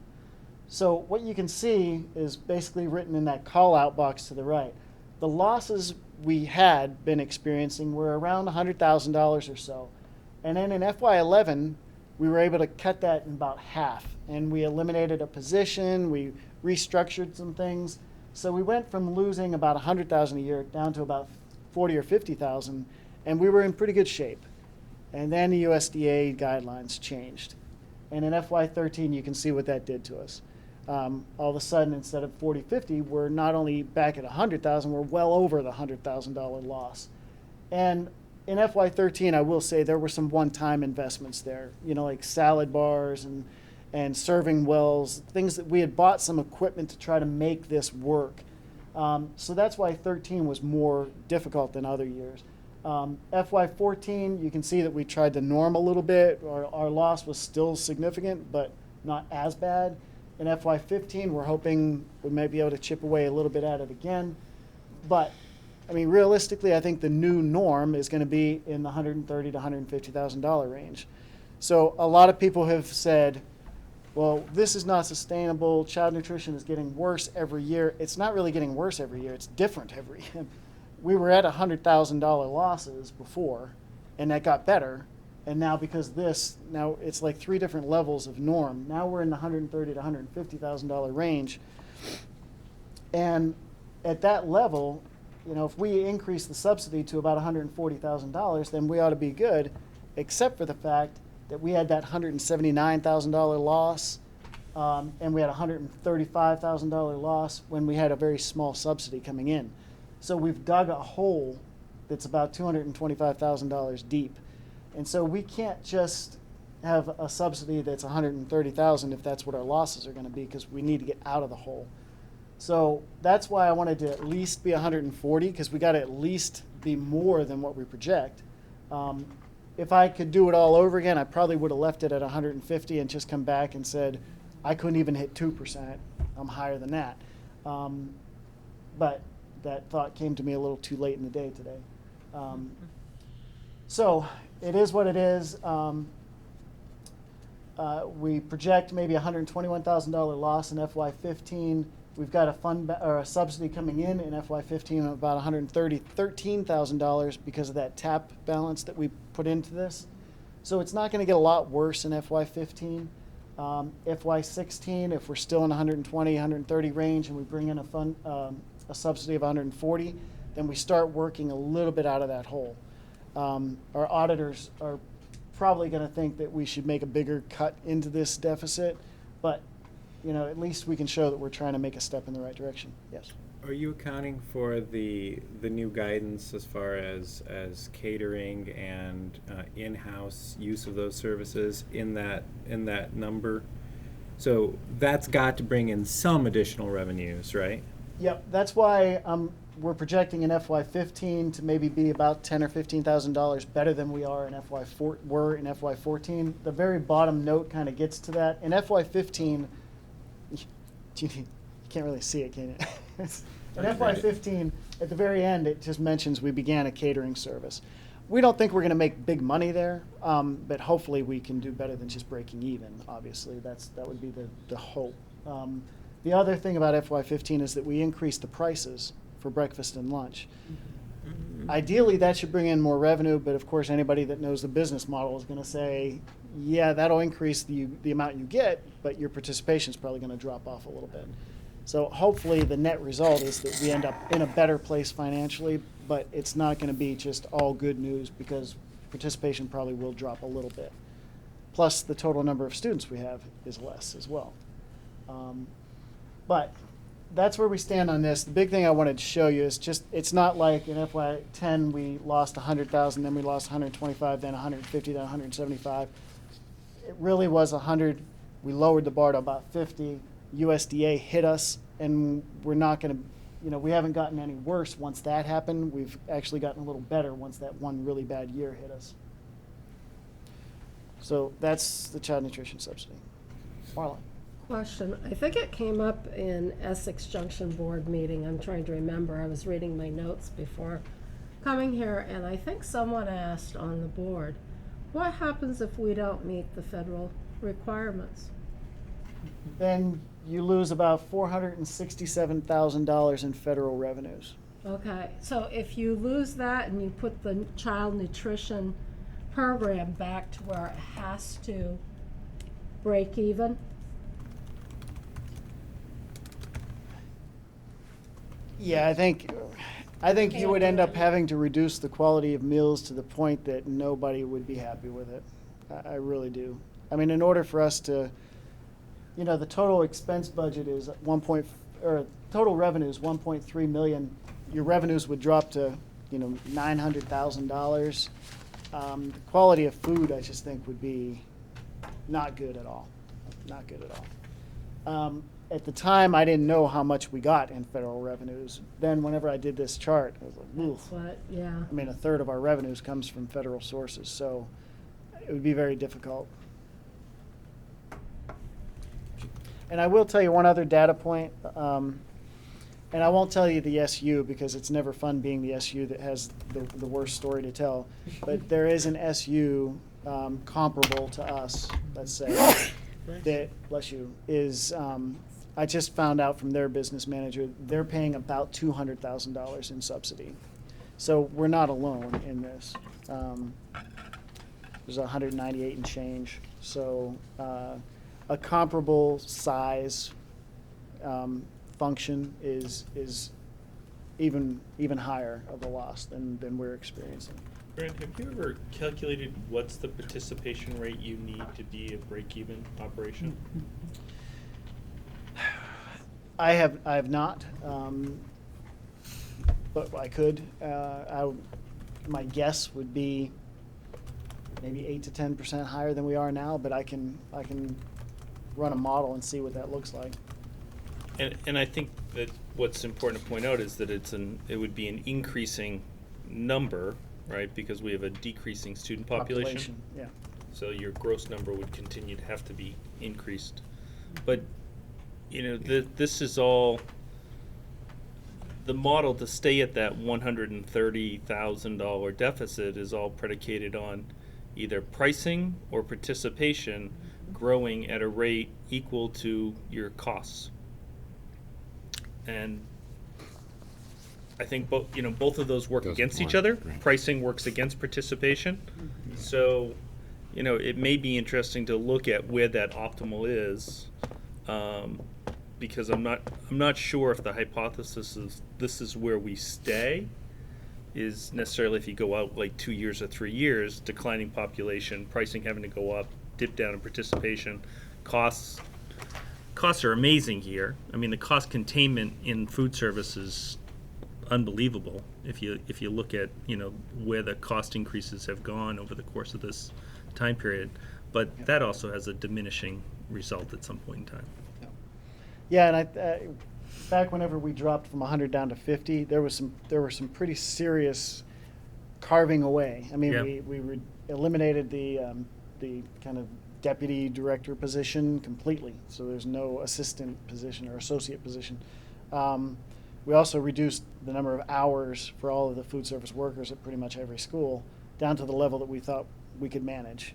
Yeah. So there really isn't much joy there, and you all know already that our food service director is one of the two that is part of the food service directors the state program that basically negotiates the contracts.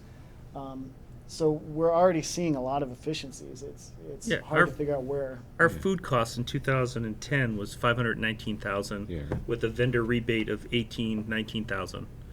Roll that forward to FY15, and we have a food cost of $525,000, a $6,000 increase in that period of time, and our vendor rebates are now $45,000.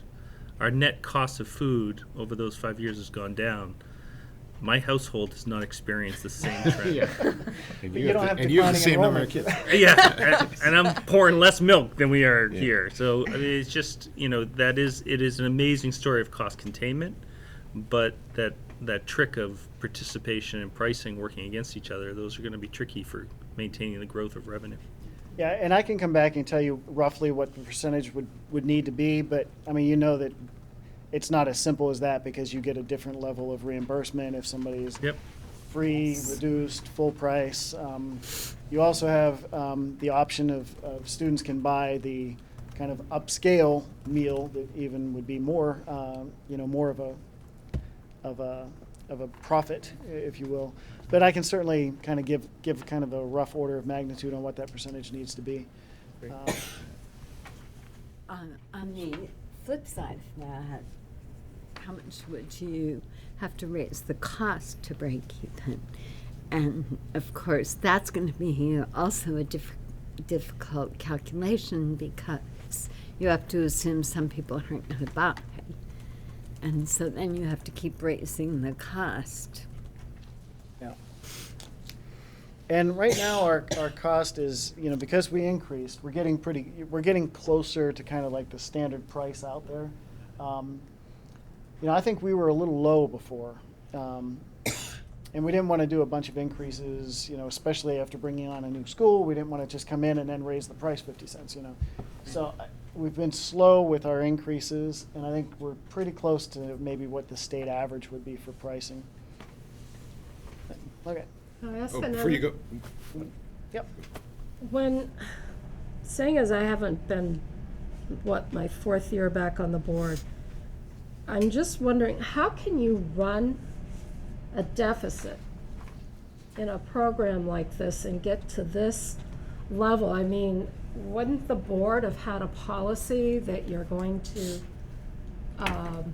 fund that every year? Because where has that money been coming from if the deficit has grown? Like I'm looking at these years, deficit 98,000, 53, 4,000, 135,000, 225,000. I mean, I don't, in my head, I can't wrap around where you found that money because you still had to pay salaries, you still had to pay for the food. So that money every year that you had deficits had to come out of some bucket. Food service is an enterprise, but they are under U46. So as long as U46 is flush, then they cover this. Much like in the SU, if we had a deficit in one area, the dental program, because it's housed in the SU, could help cover that. So that's why I want to start chipping away at this, because you don't want to have that anywhere. But right now, U46 as an overall district is covering this shortfall. Wow. With its cash flow. With cash. Right, with cash flow. Not within its budget, with its cash flow. Right. That's an important distinction. right, and that's why we see, now, I was gonna ask kind of just what does it, I think I know what positive fund balance means, but, so like, it's negative fund balance, so that just means we're always behind. We're just covering it with the cash flow. Right. If like, over that many years, it's that we really are, that money's not there. We're not fully budgeted Right. for But everything. it's adding up, is what. Right, and it changes, and okay, there's those things, but, and so like, if we wanted to make it go away, we do a subsidy to the enterprise because it's not fully sustaining. Right. Really what it is add those two bottom lines together. To make it come out break even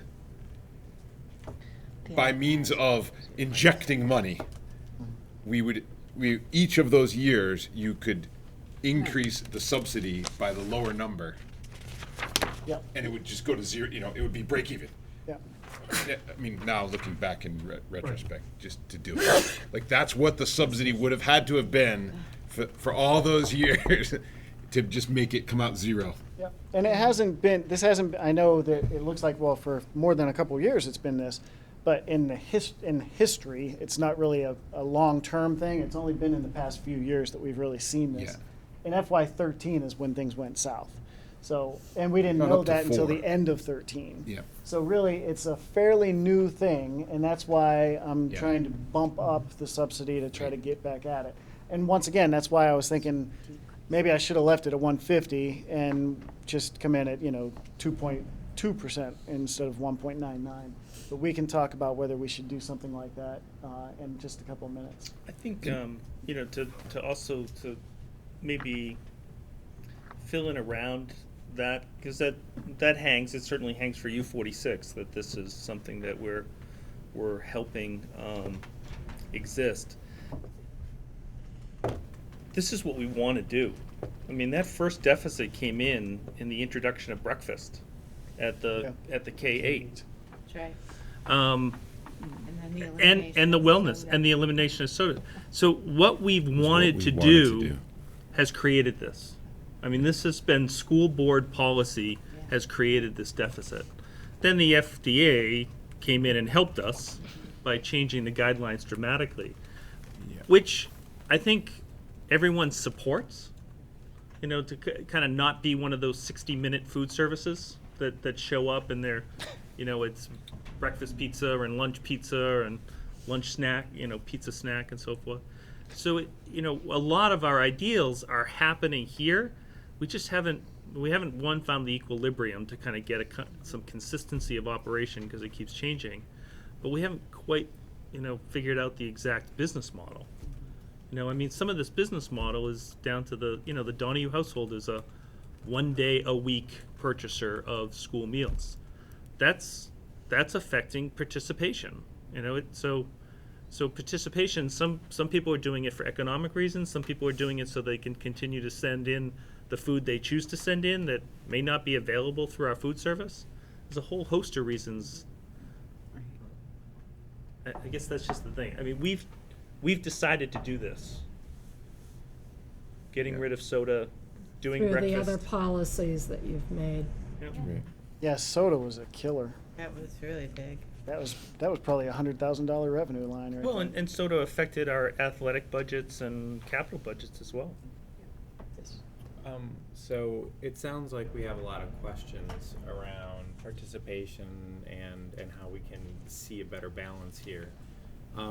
Is it possible that we move on kind of with the directive that perhaps we try to explore understanding participation from parents' point of view and perhaps get some feedback on their desires to perhaps get a more grounded idea of what is holding up participation from a parent's point of view. And I think we could talk about this all night, but we have much more. Right. We have much more in this budget to. Right. Yeah, maybe that's something. So over the next year, we. Agenda item with Yeah. Bob and Paul and, yeah. We can bring that Sure. forth. We can review participation rates, and, do some quick surveys. This is where I wish we had a way to customize our climate survey across the different audiences, because that would be a nice way to inform the kind of questions you're thinking about right now. This isn't. I don't think this is a hot button No. for a lot of people. So we may get candid responses that give us clues towards some possible directions, without offending anyone at least. Yeah. Okay, Good just suggestion. as a slide check-in, I think we've got about 10 slides left, so. Expenses, the third of 4 for details. Now we're into the contracted services. Maintenance of vehicles is up a little bit. Our buses are another year older, but that's IDIB funded. General maintenance and maintenance software, those are both down because some of those items shifted over into telecommunications, which you'll see in a second. Rental of land and buildings is down $12,500 because we've finally finished paying back to U46 the amount that we owed for the renovation of 51 Park. For other services, there's the telecommunication increase for all those things being shifted in that are web-based.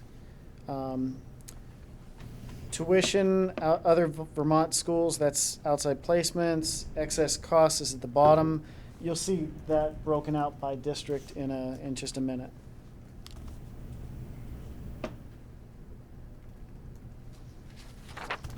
And then the last detail slide, supplies, general supplies is up. Most of that is not something you have to worry about from an SU assessment perspective because it's EPSDT funds, IDEA B funds.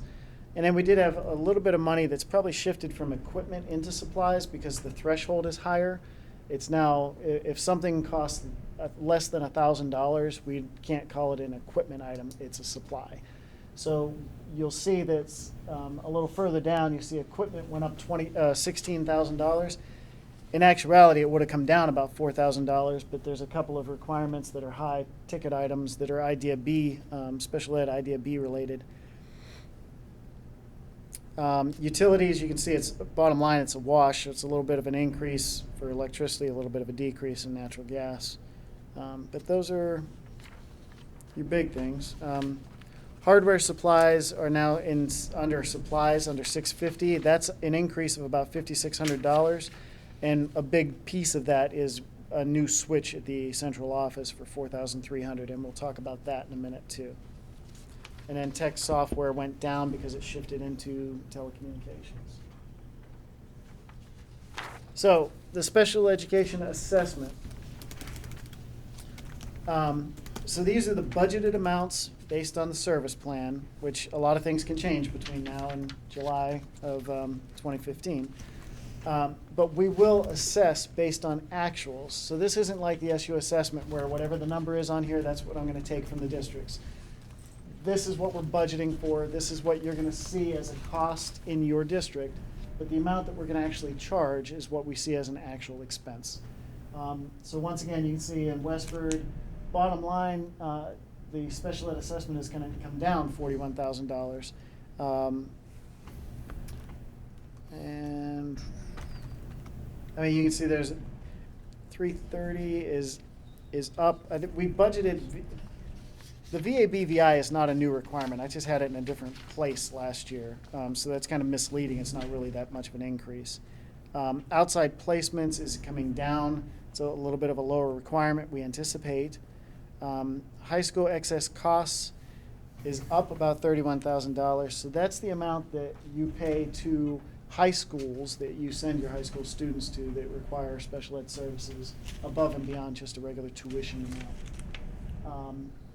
Essex Junction, a big increase in inclusion because we have twice as many students participating in inclusion as I mentioned. Triple E Services is an increase of about $30,000.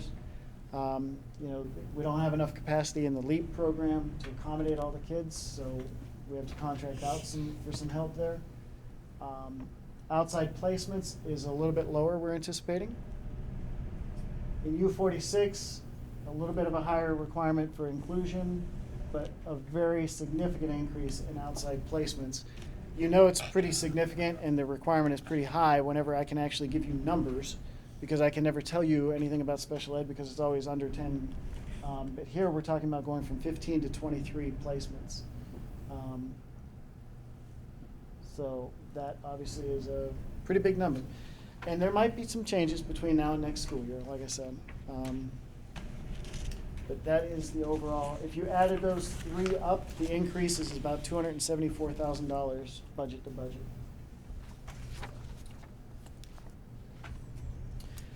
Because we saw some pretty big increase in outside placements, we looked at this, and I'll let you read, the bullets on your own. But basically, since costs are continuing to rise, and they're especially high in U46 this year, we just did some preliminary thinking about it and what a different model might look like. But even though this is very interesting and something to look forward to, it would take considerable time to put something like this in place. So it's not like we can talk about doing this to solve some problems in FY16. So it would take some time to flesh something like this out if we were to do something like this.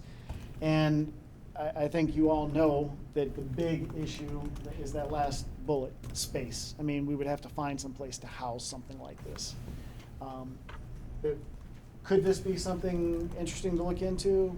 Certainly. Something we can look at over the next year or two.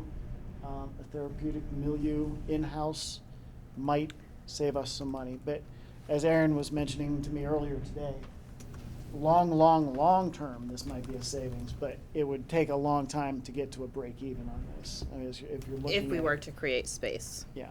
if we were to create new space, that would be obviously a significant cost. Can it generate revenue?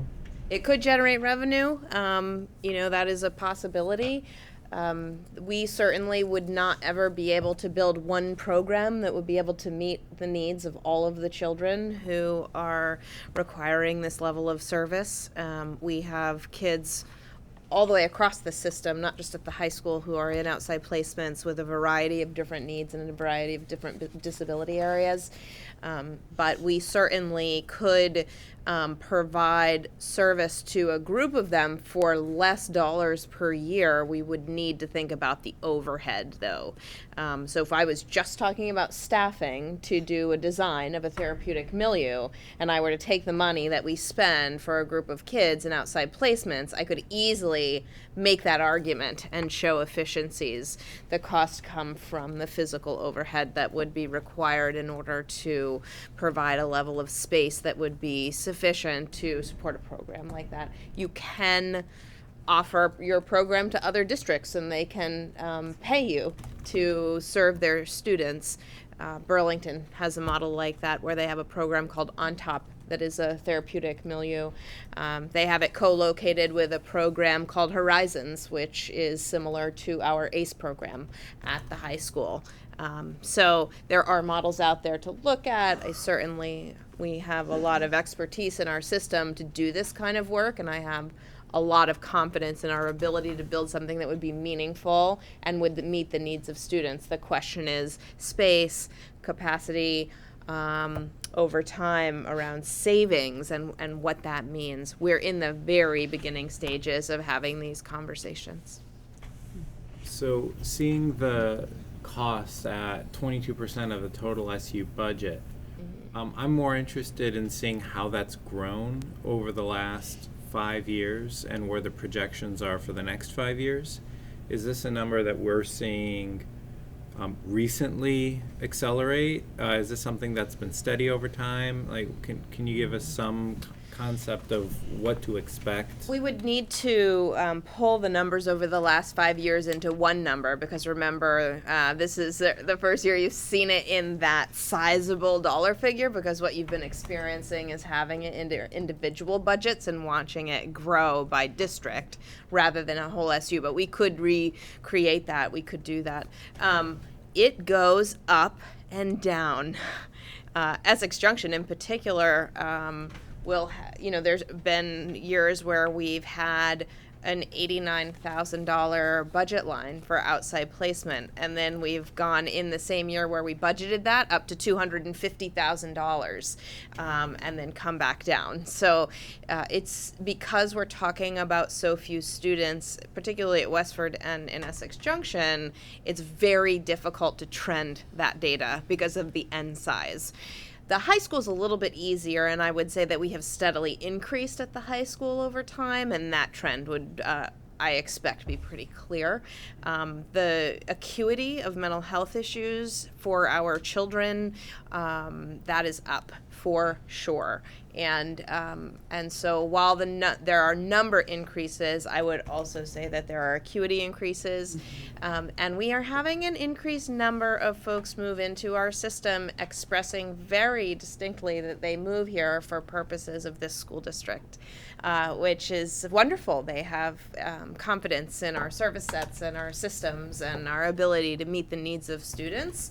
And some of them have outside placements, and some of them have pretty intense disability circumstances with which they're managing, and we support them in that and meet those needs, and there are dollar figures associated with that for sure.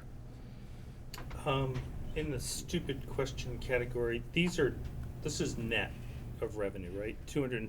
These are all net of revenue reimbursements. No, they're gross. No, it's gross. These are gross. So what, and we don't see, in the SU budget, all I show is the gross cost, and I collect that gross cost from the district. At the district, you're gonna see a revenue for state reimbursement. Okay. And have you, with the service plan, Have you been able to look at, because some of these, it seems like the cost, there may be ones that are qualifying for extraordinary reimbursement? There are, yes, there Okay. are. Mm-hmm. So those are a little different than the 51% or 48%? So if a student is costing more than $50,000, any dollar you spend over 50 receives the 90% reimbursement rate from the state ed fund. Now, keep in mind, we all pay taxes into the state ed fund, but, you know, as far as the impact to your local tax, right, like, but when you look at what's covered by the base cost of taxes, it includes this amount where that you'll get 90% over 50,000, and then under 50,000 you get approximately 56% of that back from the ed fund in a special ed reimbursement level of revenue. Yeah, Brian. No, that's very helpful. The other question was, if I understand a little bit of the mechanism for the high school, when somebody is coming as an incoming freshman with an IEP that includes an outside placement, it takes us, we don't necessarily have the ability to fully evaluate that person prior to accepting the outside placement to determine whether our services may or may not meet inside.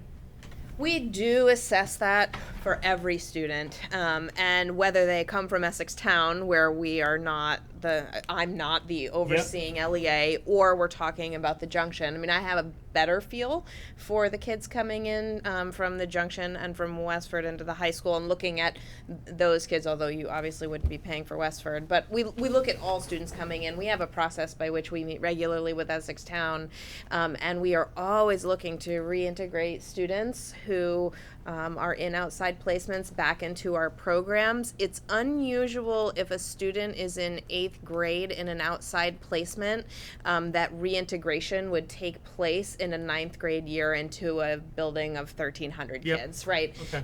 So that's an unusual set of circumstances, although we have seen it happen. The Garvin School in Williston is a school that we use quite a bit, and we use that school a lot because it most resembles a high school environment and is closest to sort of being ready to come back.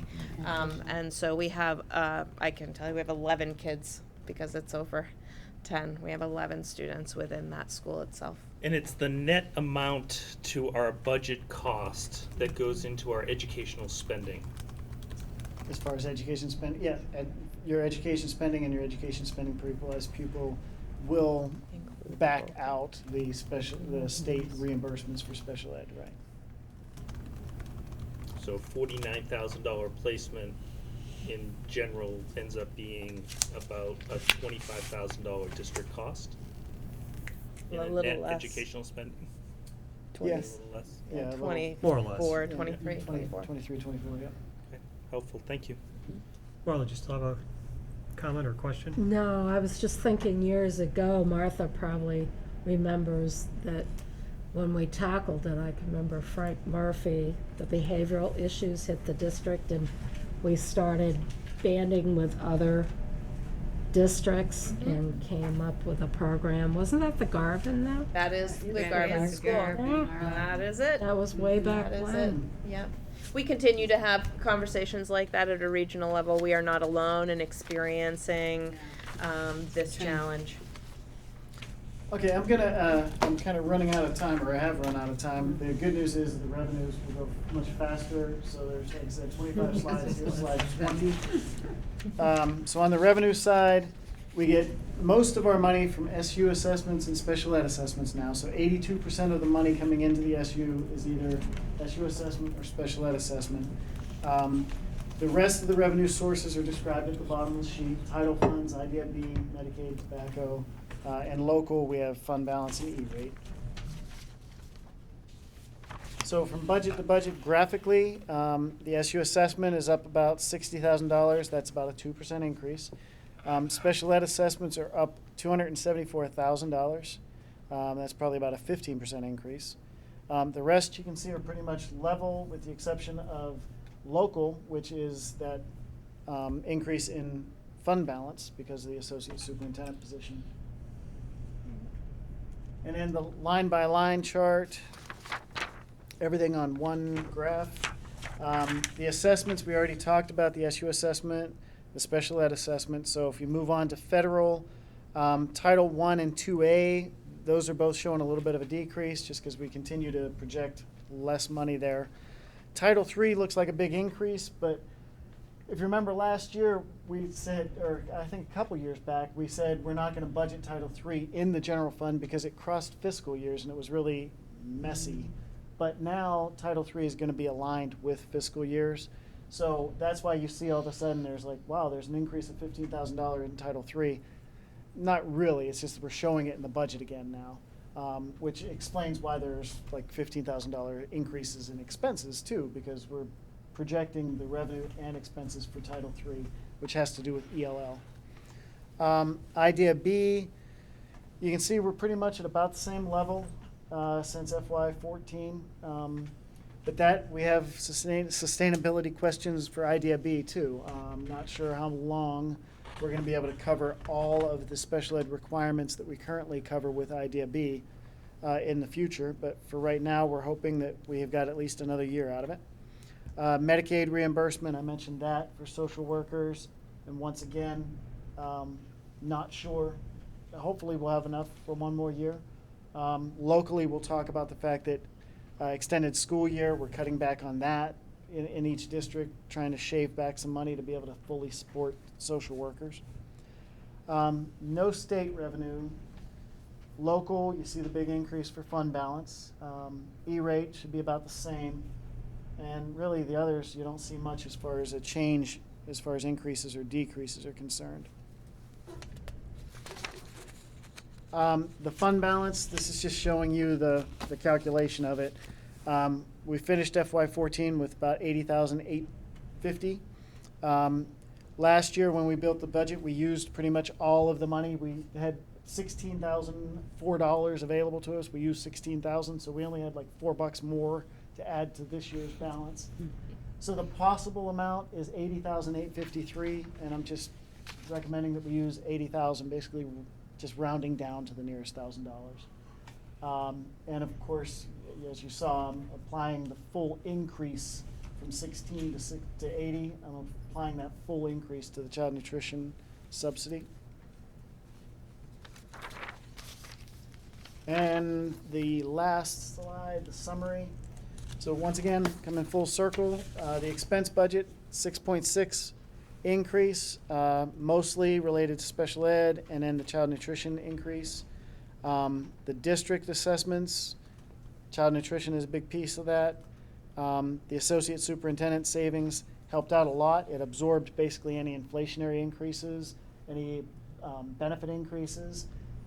It would have pretty much taken us to a 0 for the district increase, district SU assessment increase, but we pulled $50,000 and put it into other professional services just in case. The next bullet just talks to the fact that if you really wanted to get to 1%, we would need to cut, I think, $30,200. If you wanted to think about doing that, as far as guidance for next month, when you have to tentatively approve the budget, a couple places you could go.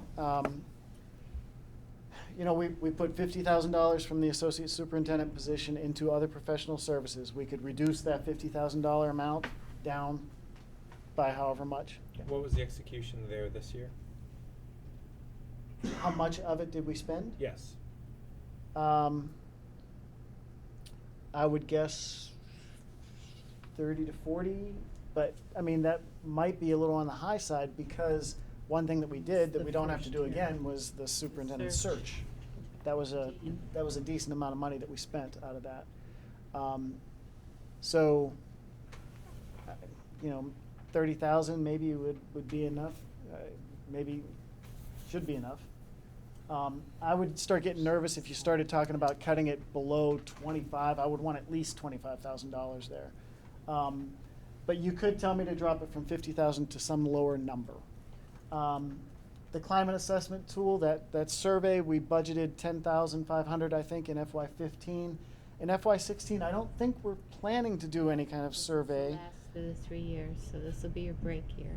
So that $5,000 I could take. I mean, that will make it more painful in FY17 if you decide to put 10,000 back in again. But technically, I think that $5,000 is you could probably live without. Another thing, as I mentioned, there's a switch being bought for the central office. Well, I anticipate we're going to have a surplus this year because, once again, we've budgeted for an associate superintendent and we don't have that position filled. So I could take some of that anticipated surplus and buy that switch this year and take it out of the hardware requirement for FY16. So there's 9.2 plus X, whatever, for the superintendent amount. On the positive side, though, you could tell me that you want me to go ahead and add at least another $10,000 for the child nutrition subsidy. And I think that would actually, I wish I had left it at 150 because I think obviously we need at least that much. We're in the hole by more than that much. Yeah. So now it's kind of on you as far as what you want me to switch. I took a couple of action items as far as data is concerned, but as far as changing numbers, open to your guidance at this time. Any thoughts? I would like to hear from, before I give an opinion, I'd like to hear Judy's opinion of us cutting back or using some of that money from the associate superintendent position, because she might have ideas and ways that she needs to use it this year. I think we'd be okay, Marla, to take 20,000 more. So reduce it to 30 instead of at 50.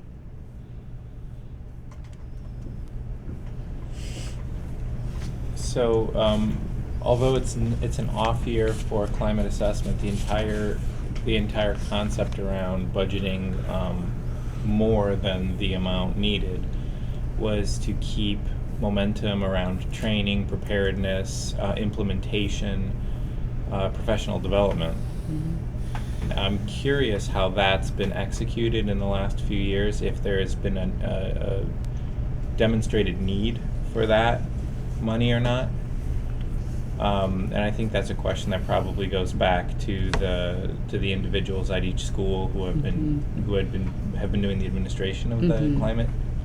Well, this survey. year we did request for a 3-year trend. So this year we had the second year of scores, and there was an additional cost that we paid for a 3-year trend or analysis to be done. As far as the implementation, I think people have the implementation down. I think the board, my recommendation to the board would be to evaluate the tool. If our participation, especially for students, continues to be low, there are different, now when we look 4 years later at researching tools, there's some different tools available via apps that are more geared to climate surveys for students that they'd be more apt, no pun intended, to take. And so I've been in contact with some people that are making these products available for our review. So I think after the third administration of this, to start to see if this is the tool that we continue to want to land on, and if it's giving us the information we continue to find valuable for action planning. As for the second year in a row, we continue to have positive trend results. Nationally, we're better than many places, but fall in the same area of social and emotional well-being as areas of concern that we continue to need to address, which is trending across the nation. So I'm not surprised to see that, and we have taken action, and you see that in your action plans in our schools to address some of those concerns. But also you see the numbers when you hear about social work needs and you hear about outside placement needs. There's an increase in those needs and the acuity. So I would say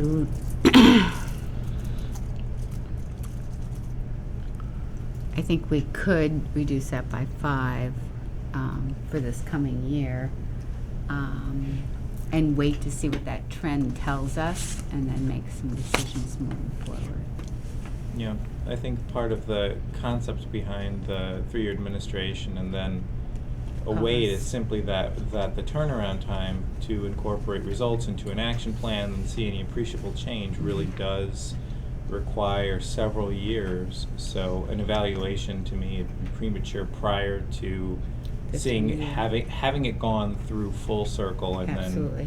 then understanding its value. Yeah. Ryan? I just want to say,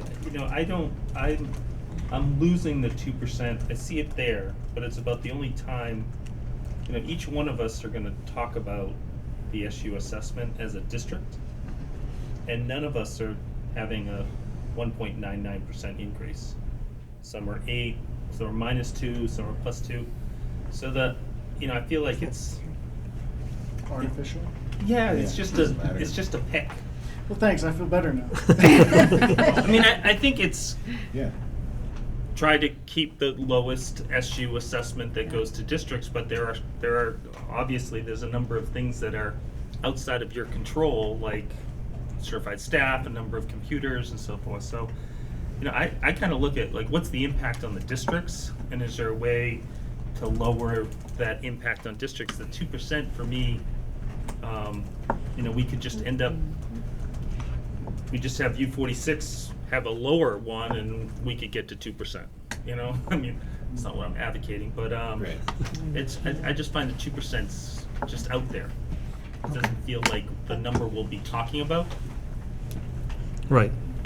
Yeah, it's good as a reference number, just to kind of put a whole SU budget in perspective, but then, yeah.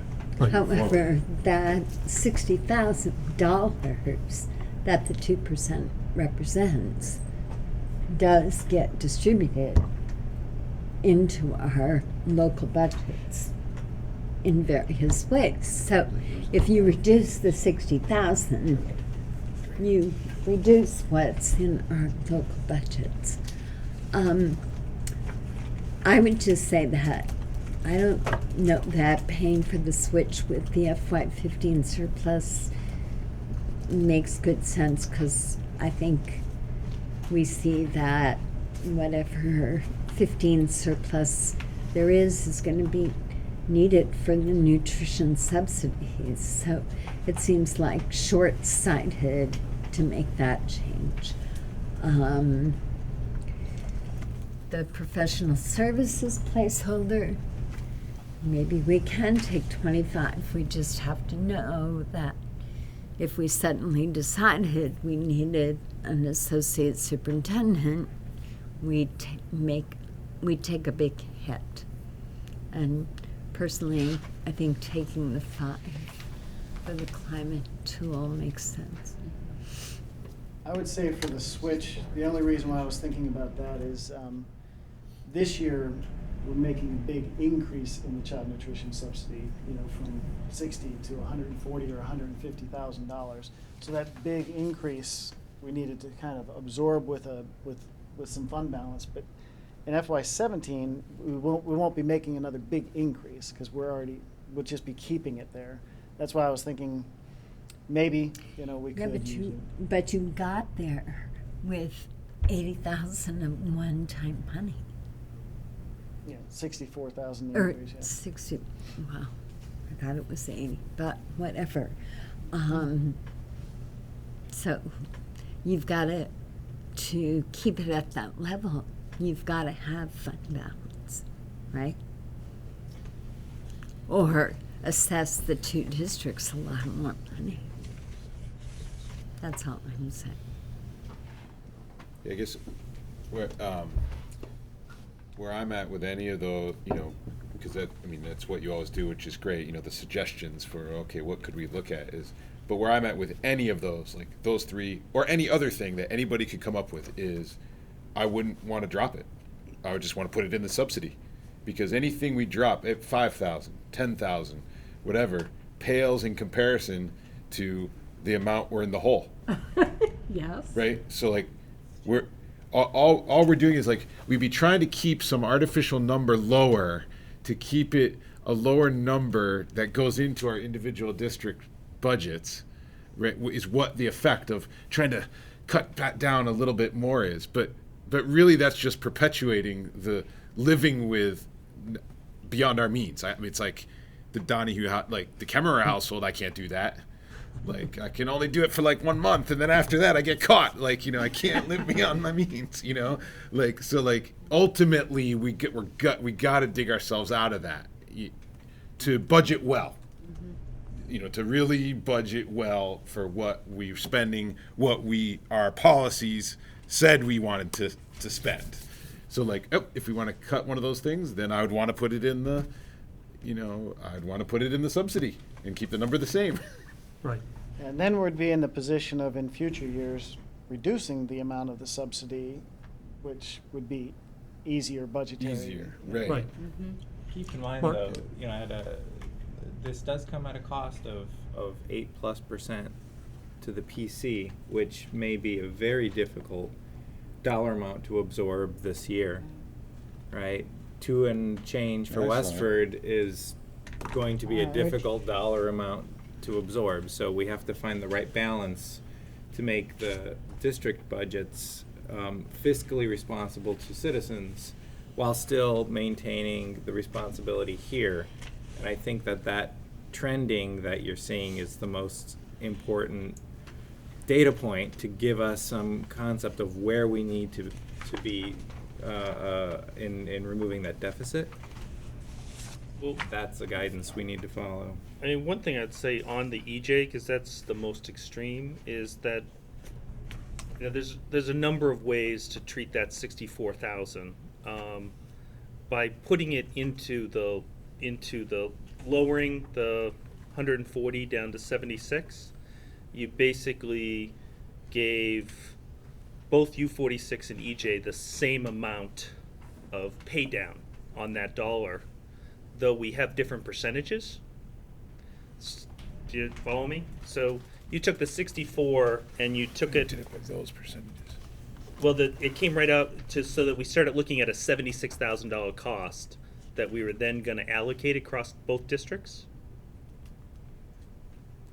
So instead of What is allocating subsidy? $140,000 based on those 2 percentages in the child nutrition column, I only charged 76 using those 2 percentages. But if you took the 64 and you use those percentages to pay down because they're different, it doesn't benefit U46, but I think it makes it more even. Is if we share the costs in this percentage of 55% to 45%, then we would share the $64,000 the same way. And it would lower the- Doesn't that make it worse? Is generated. It would lower the EJ. It would lower the EJ assessment by about $10,000. But it's generated, that money is generated by what's left over the previous year. So if you were gonna be really mathematically correct about it, you'd say, what percentage did EJ pay of the budget that generated the 64,000? What percent did U46? And why I brought up the Westford piece, because Westford generated some portion of that too, and we are contributing to the subsidy in a sense when we don't do that now. When is our next meeting? November, 20-something. Is it November? We've got to do It's an late. approval yes, on this? yes. Because Tentative approval. I don't know how everybody else feels. I would like a better handle on the food program and how we're dividing things out before I decide whether we're gonna do, I'm happy keeping this budget tentatively the way it is. Cause I agree with Tim, if we're gonna do anything, I really dislike seeing a deficit on that food program. And we're gonna have to pay for it somewhere down the road. It's not gonna get easier 2 years from now. I don't see a funding mechanism coming up quickly out of legislature, so.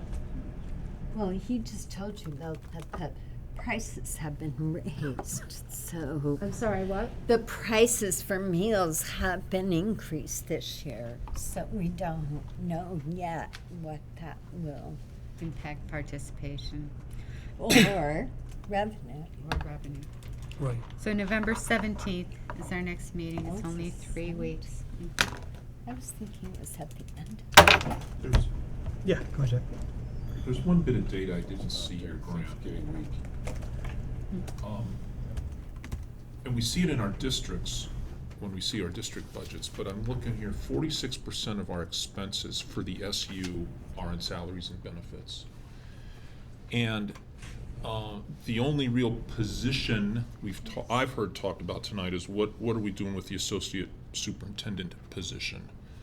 I would be curious to know what the FTEs or head counts that are supported by this budget are.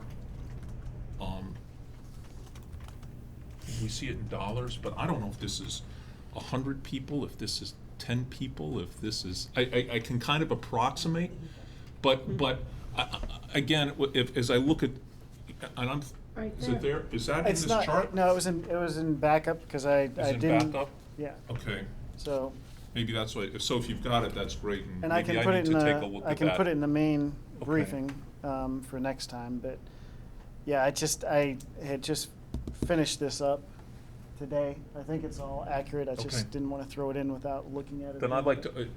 But I can put this in the main Perfect. briefing for next time. Then that would scratch my itch. Okay. And, As a matter of fact, why don't I give, so you can look at it between now and then too. okay, thank you. So to that end, Judy, Mhm. do you, I'm assuming due to the budget we saw, do you feel that staffing is adequate for the needs of the SU? Good question. I think that the SU team has done an incredible job. And the addition of the new data manager, assessment manager position has really helped support that work. I'd say at this time, we're good. We're good moving forward. As long as we all stay healthy.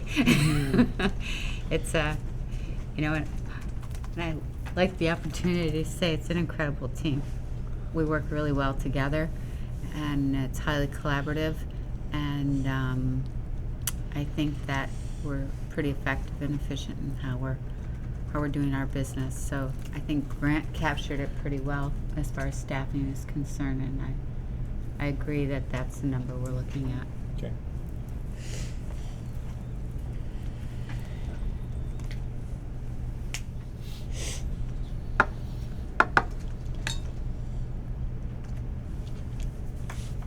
Trying to see on here where I put about the associate superintendent position. It's the I didn't first talk one. about it, did I? Well, That's it the went very from first 18.5 to 17.5. First bullet, decrease in FY16. Oh, yeah, that's right. I didn't, for some reason, oh, that was because the next bullet is talking about other as Yeah. opposed to central Right. office. Right. Okay. So I guess, we need to wrap it up and I need to do some kind of a change for next time. So it sounds like maybe we'll drop the placeholder from 50 to 25.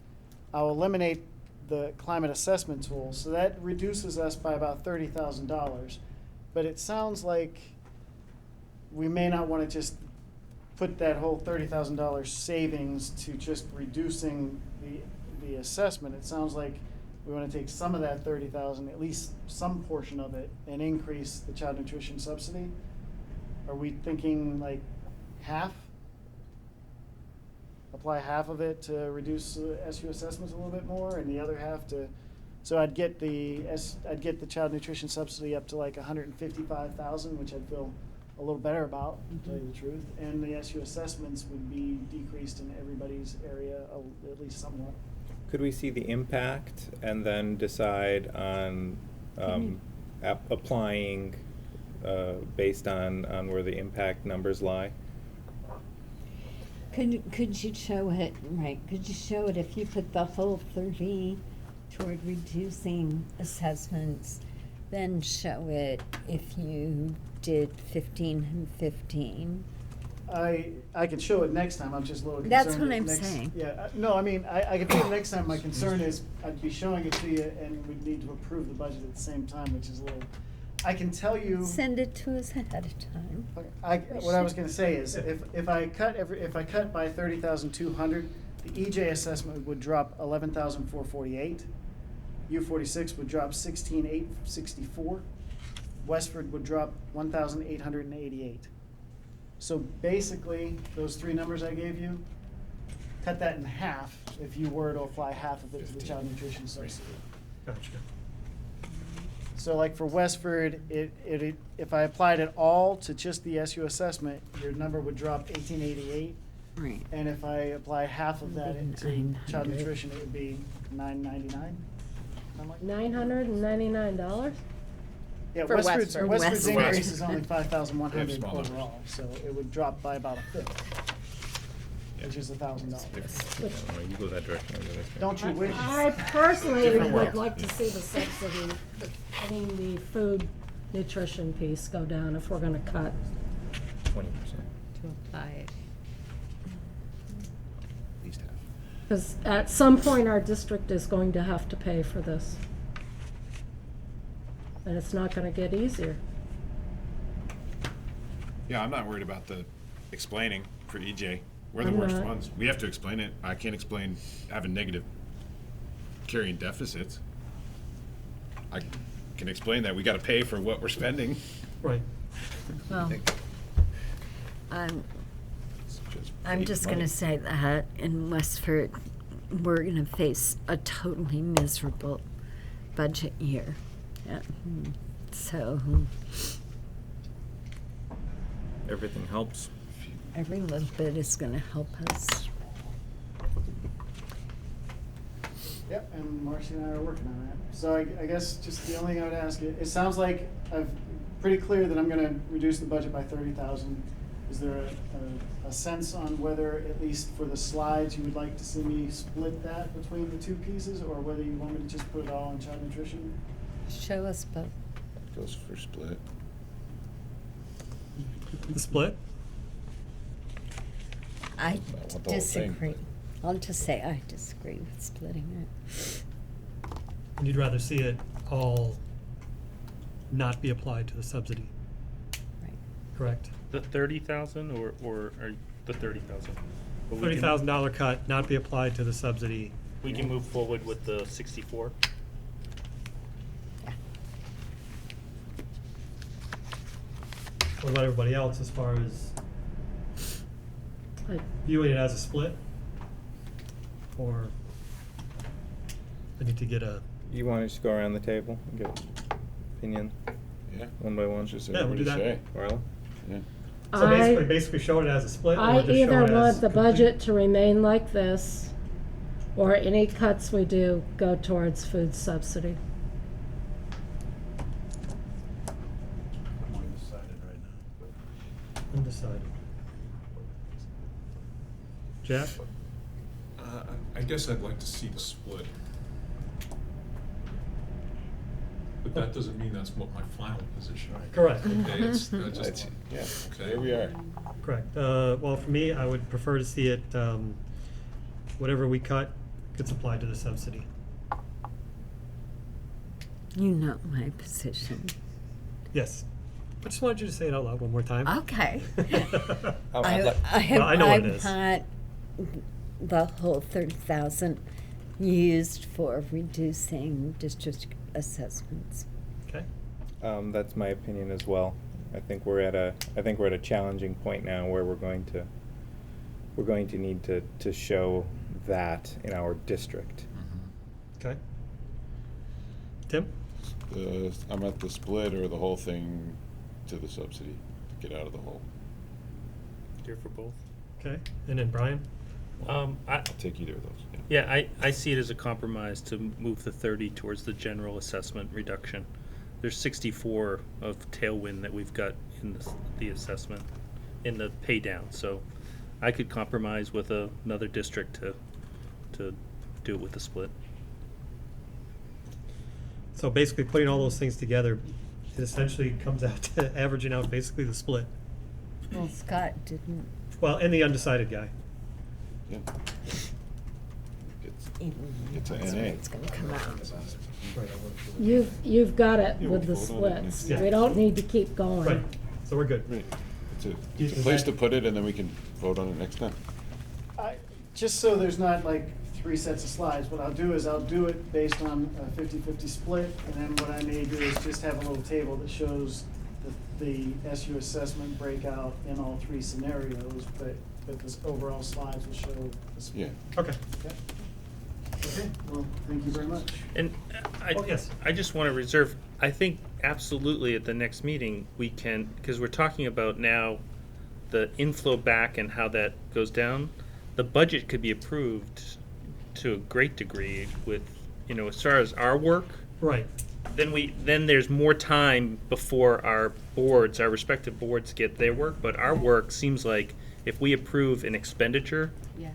budget at the next meeting or tentatively, Yeah. then everyone can move forward and it gives more time.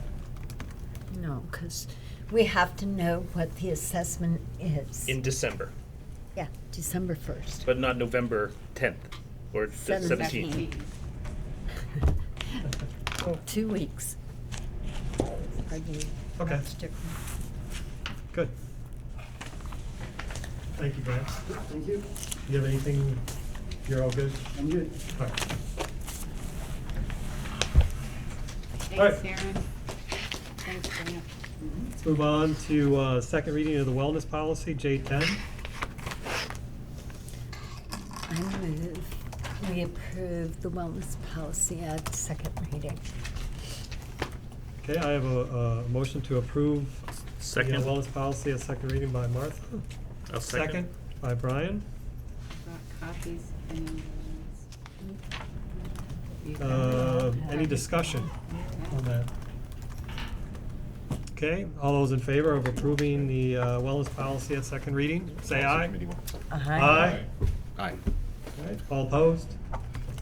Was that unanimous? That was unanimous. 1, 2, 3, 4, We 5, voted. 6, 7, 8. Yes, yeah, I saw his lips move. All right, moving on to regional education district discussion. So, this agenda topic has appeared at this level just because at each of your local board meetings, you've had conversations about where on the board site to find the Unified District Study back from 2004. And in moving forward, I know Westford has scheduled a board meeting on November 3rd to further discuss in their local community their thoughts about a regional education district and the opportunity to study that. The Prudential Committee is talking about November 6th. Sixth, yep. As a meeting for that board to understand what it means to study it, timelines, process, to get grounded in the logistics. And U46 board talked about, since they're sort of the shining example of what unification looks like, they'd be happy to support boards in their communication with the communities about some of the benefits and/or processes to get there. So this agenda topic was just to keep you informed that conversations are happening locally. Tomorrow, actually, the superintendent's team from central office will be meeting with Superintendent Andrews and some of his team with John Alberghini, superintendent in Chittenden East, to talk about his process and to learn from, their communications on where they find themselves with a vote scheduled for November 4th it is going to be a great opportunity to learn from a superintendent who's just gone through this process, and to continue to talk about creating an opportunity for when you have the conversation, what the information is that you want to have available to you to help you make a decision. We're hoping that local boards could make that decision as soon as their December meetings if possible. And the only decision on the table, just to clarify, is whether or not to study the topic of You have to form that study committee. is to form a Correct. study committee. Yep. That's the question on the table. And it is different this time because there are grants available to pay for the study, so we don't have to go to our communities and ask for money to conduct the study. So last time it was a two-vote process, if you will. You had to get approval from your community to spend money on the study. And then you had to take the study results back to your community for a vote. So it is different this time.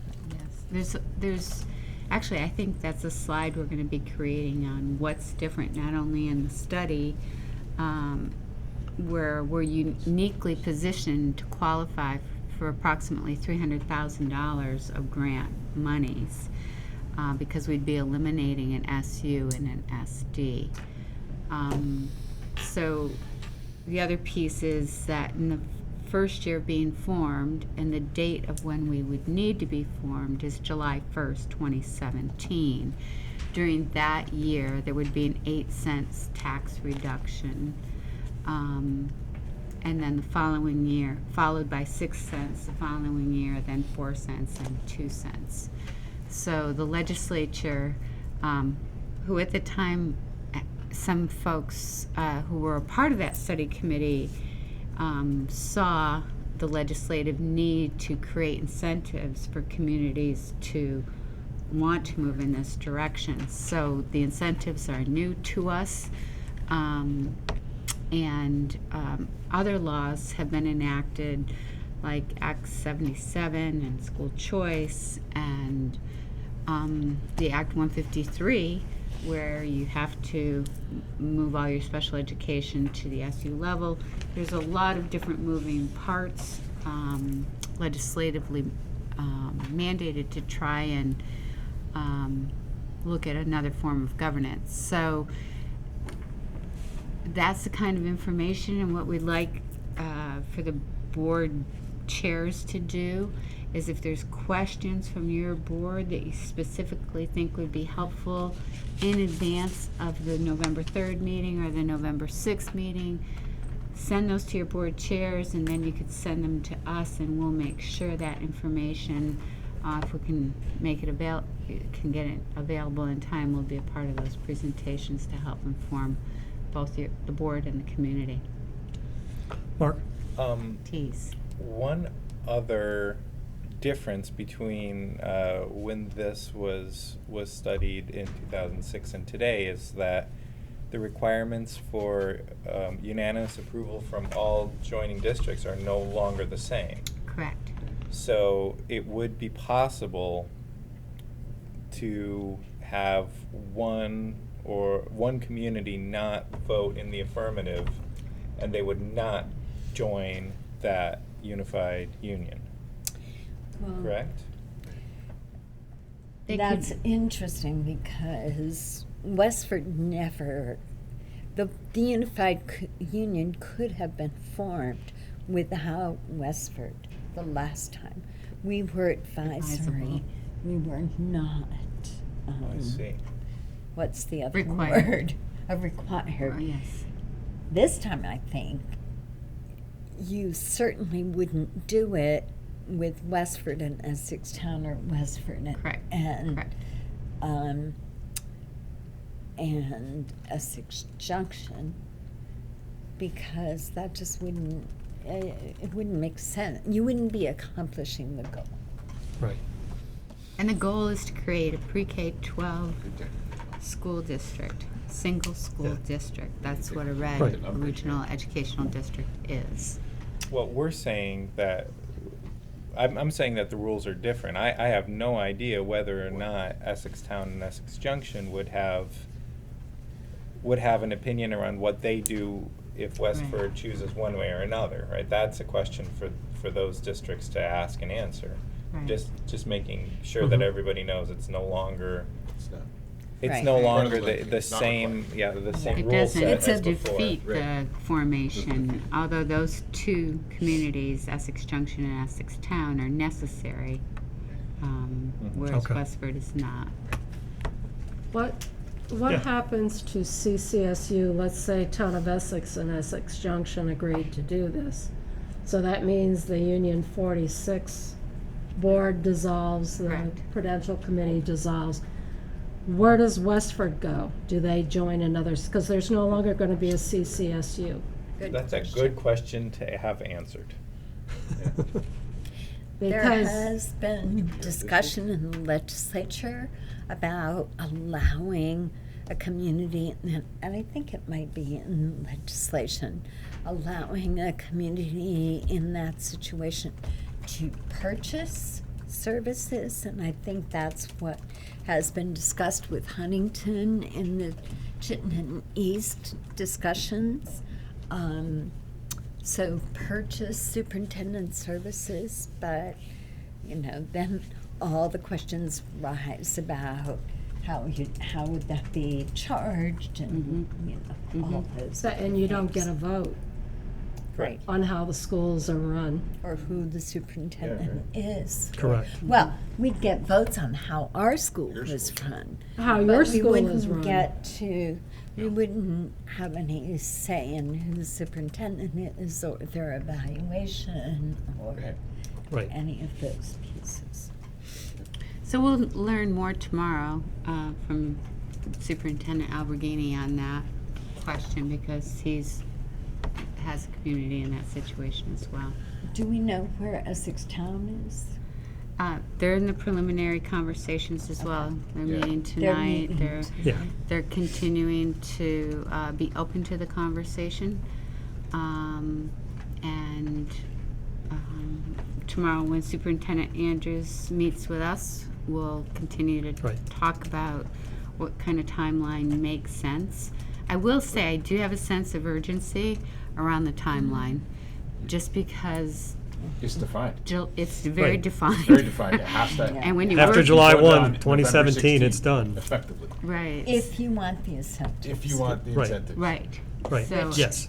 Which is the only reason, well, It's a not big the reason. only, but It's it's a certainly a big big reason. reason. It is a to big Right. do it. reason to buy us some time to, hopefully we continue to hear, as Grant reminds me, that the economy is improving. Grand list might be increasing, Someday. hopefully. Yeah, that maybe affords that time during this period of transition that we find ourselves in, to create some relief for the burden on our Real quick, Tim. taxpayers. Yeah, so just a quick, the grants and the incentives all come out of the ed fund. Is that right? So I mean, this is one thing that I'm like, especially after the "we're all in this together" thing from the secretary. What we will do by doing it is be selfish and make everyone else pay. I mean, it's what it is. It's a law. Like, we can take advantage of the law. I take advantage of laws every year on my taxes by writing things off, right? But that's effectively what we're doing. We'll hurt the ed fund to pay for the incentives. I mean, Chittenden East is doing it too, right? If they do it, if they vote for it, we have to pay for that. Well, theoretically, there will be savings and in other ways, yes. Ultimately, but that 8%, the big number on the first year, you're Makes not sense. saving all that one, Right. and you really are. Okay. And the grant is like free money, Well, like, not exactly. yeah, it's reason to do it for Right. sure, but it's interesting thought about in the state perspective, as a state constituent, as opposed to our little world. Right. I think it's a calculated investment on their part. Yeah, right. It's a good way Jack? to say it, Mark. I have had the opportunity to discuss this topic with the chairman of the Essex Town School District, and I personally am a supporter of going forward and forming a study committee to see what comes out of this, and if and when that comes up to a vote, I will throw my support behind it. But I would admonish that committee going forward that this isn't a financial discussion. It's what's in the best interest of our students. And that's one thing that the Essex Town would share in this also, is what was the best thing that we can do for the students in our community to get them in the best situation for post college and career educational opportunities. Is it makes sense for us to do this to get our students to be ready for. So Yep. I think we saw last time, you can make all the arguments you want about how good it is for students. Right. If taxpayers don't see a financial gain, they're not going to support it. So I agree, it has to be a piece of the discussion. But I personally, one of my takeaways from the last conversation was, if you can't show a reduction in tax burden, and for us, frankly, part of it's not going to be, well, it'll be that it's better for students, because if we don't get some relief, Right. we're going to start hurting students, because we're going to have to start cutting our educational program. Right. That way it's kind of helpful. Okay. Yeah. One last thing, Mark? I think the other side of the coin is all these meetings, we went to like the conferences last year, the regional, and listening to Rebecca Holcomb is interesting, because I think there's gonna come a point where she's stronger leader, and I think I can't envision down the road, I can see her saying it's going to happen, and then we lose this money as the incentives. I think districts are going to be forced into this eventually. So I would like to take advantage of the money. Right. She can't do it without the legislature, Correct. though. I would just like to comment about Jack's comment, which was, because I know I too have talked with Kim, and I would just caution all of us to not put it in an either or. Right. 80% of our taxpayers don't have children in school. So the more holistically we can have the conversation about benefits, be it tax incentives or continued programming, to be careful of that polarization that can happen so easily when we're talking about these topics. And what's really changed the most, I think, from the last time the studies happened is we have 16 board members have some preliminary learning and understanding about appreciative inquiry, and to think about using our skills, our newly acquired skills, about thinking about it through a lens of strengths and how this may improve our system versus from a deficit model or loss. I mean, we can't talk about running summits and having our community buy into that kind of thinking, and then when we're in a position to talk about this, we use a deficit frame. So I think we really have to model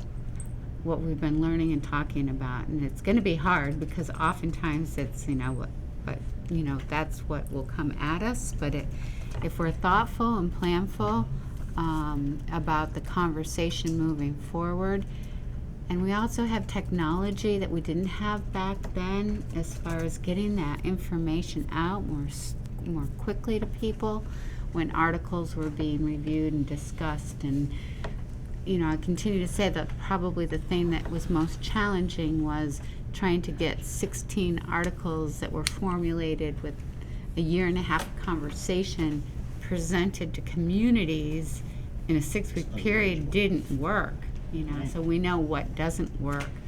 And so we can just think about how to put it in a different light now. But thank you for sharing Right. that, because it's always important, for educators. We're always there with, why are we doing this? We're trying to preserve programs for our children. There's no doubt about it. And when I look at U46, I look at the breadth and depth of program available to 9 through 12 students, because there was this kind of union that occurred. So at any rate, enough said. We'll provide you information, route your questions through your board chairs. We'll continue to learn and plan and be thoughtful in moving forward. Right, and each board is meeting or has met, but one other thing I just wanted to point out is on November 8th, the Heart and Soul group there's going to be a gathering to talk about with Essex residents and local leaders about how we vote in Essex, and that may be a good place to get some community input early on in this process. There's Okay. also a survey that's circulating around. Yes. And there is a survey, if you go out to the Heart and Soul of Essex website, there is a survey about all that. I just wanted to put that out. Information will be helpful. Okay. All right. Next up, tax team updates. So in this case, Good night, Grant. oh yeah, bye Grant. Good night, Aaron. Thanks again. Good night, Andy. All right, so I was going to start with each of the task teams, basically talking about, what's the status of the committee, what kind of charges that the committee is going to take on. And I want to start with communications. Who's on? I'm on. Are you talking? I guess I'm talking. I For need it. some help. I know. So we met, but we didn't have A quorum. everybody, because we said we wanted to have 2 people from every. One person at One per- least from each We district. didn't have 1 person from each district, but we talked anyway. Right. So mostly we talked about support, kind of seeing that this is probably going to keep moving forward with forming the single district. Mhm, So yeah. probably that's where we will end up working as a communication committee, because the other kind of topics are kind of back to each board to handle. Right. Was there So it was something like else the that- strategic planning process that we've used in communication has really provided a consistent messaging around our budgets.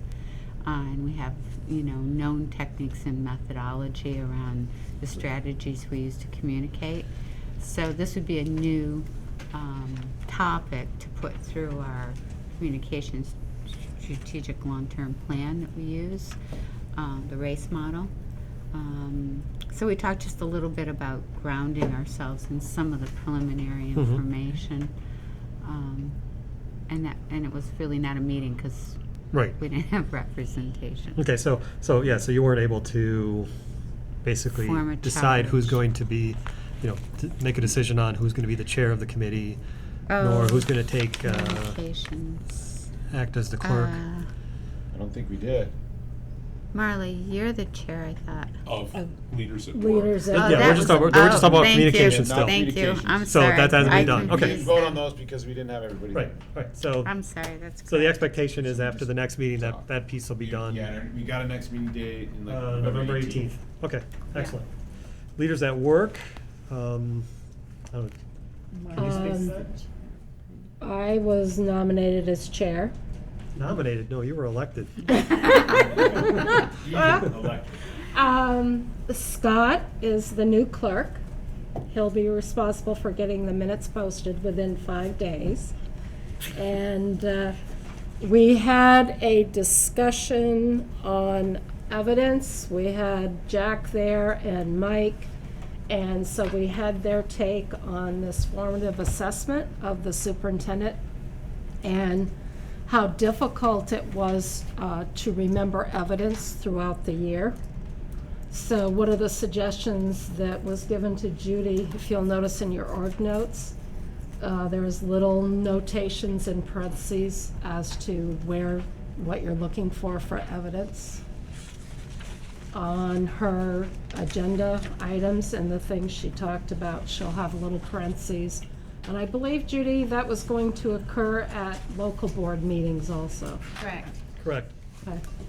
And I think the next meeting we hold is the 12th of November at 6:30.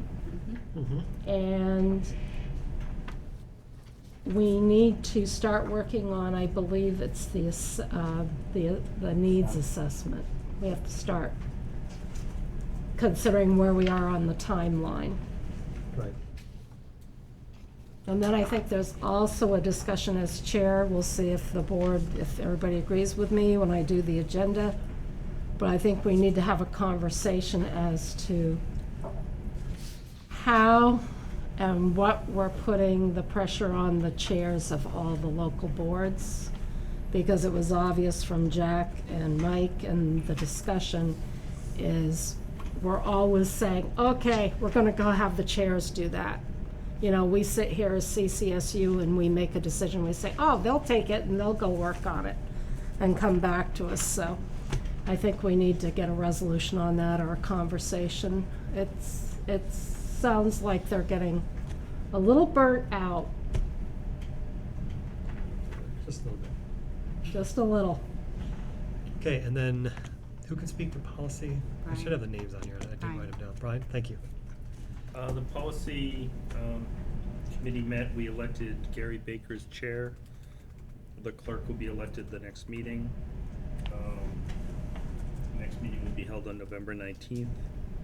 At our meeting, we met with the executive director of technology and the new web manager to try to talk about mechanisms, both internal and external, that we can improve the way that we store, manage, search our policies.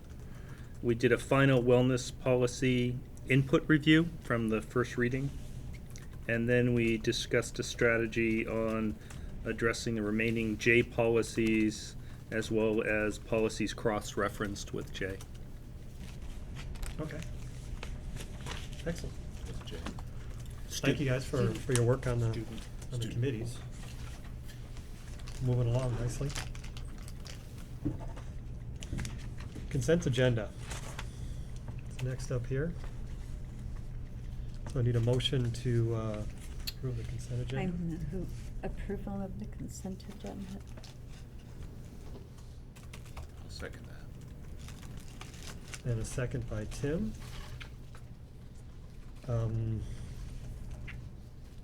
Discussion? Point of order. Yes. We need to have the items of the consent agenda read aloud. Okay, very well. Motion by Martha is to approve the consent agenda, to approve the warrants, and approve the meeting minutes of September 29th, 2014. All those in favor, say aye. Aye. Opposed? All right. So, still 8-0. Excellent. Thank you. Future agenda items.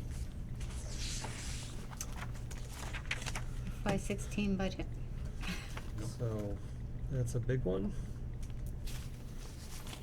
Update on. Well, we have something on the food program. Yep. Food program analysis for profitability or for break even. Yeah. Okay. Others? Do we want to have, I think all the boards will have met, the individual boards, so we want to bring that Red update. back up to this level as just as an update for everyone? Red update. Red update. From local boards. Yep.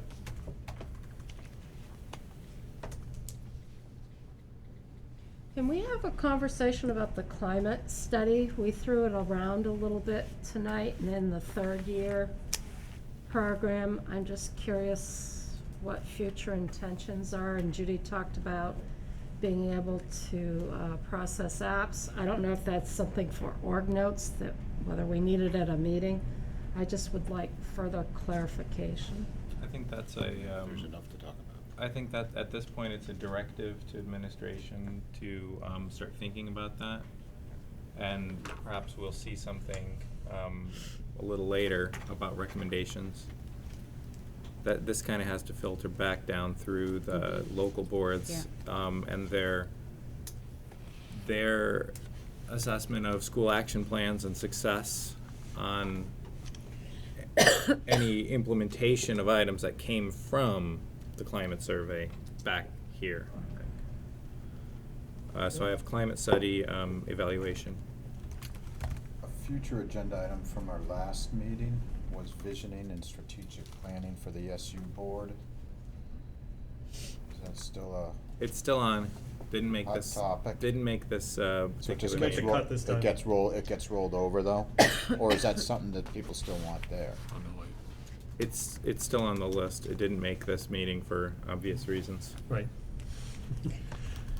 But I'd almost, I mean, just on that topic, right, I would, you know, being very pragmatic, you know, although desperately believing and wanting to do strategic planning, being pragmatic about it, I think we could just put all the energy until it's either burnt out all the way or the vote is done on the red.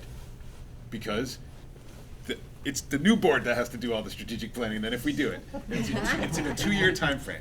It's in a 2-year time frame. So, you know, let's not. We already got too much to do. We got overburdened chairs. Like, forget it. That takes way a back seat until we see what's going on, see the landscape. If we decide after some discussions in a few months, you know, we're not going to do it. We're not even going to do a study committee. Okay, well then we can bring that topic back on the table, but it feels like we're going to do it. So Right. as long as we are, or it's potential we are, or really go in that study committee and go in that direction to have a vote, then, you know, it could be pretty small. It could be a pretty low level, and it's really delayed to the new board. I think to keep it as just a rolling future agenda item. Future agenda items tend to self-prioritize month by month. Exactly. Yeah, right. That's what I'm just It will saying. prioritize. The list is long, and we get to everything in due time. Exactly. Martha? Well, I think the superintendent evaluation process calls for us to be doing a needs assessment for next year's work plan. And I'm not sure exactly how we're gonna get that done.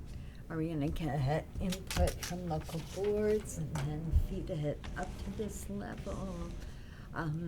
But we better start thinking about that. Okay, I have superintendent evaluation process, specifically needs assessment. Needs assessment. Okay? Yep. Any other items? FY16. After the statewide conference, it would be conferences. ideal Feedback on it. to have a conversation with people, I think, that weren't there, because we had information last year that came out of it. Okay, So, so Do so a that conference at brief? our individual board Yeah. we may have covered meetings it. or at this meeting? local boards. I think local boards. That's best. Local boards? Okay, that's good. That's good for your Yeah, local still boards. works. We're gonna capture more people not in attendance at the local boards. Yeah, that's Right. true. Okay. Anything else? No. All right. So then, I'd like to make a motion for us to move into executive session to talk about the superintendent evaluation. So moved.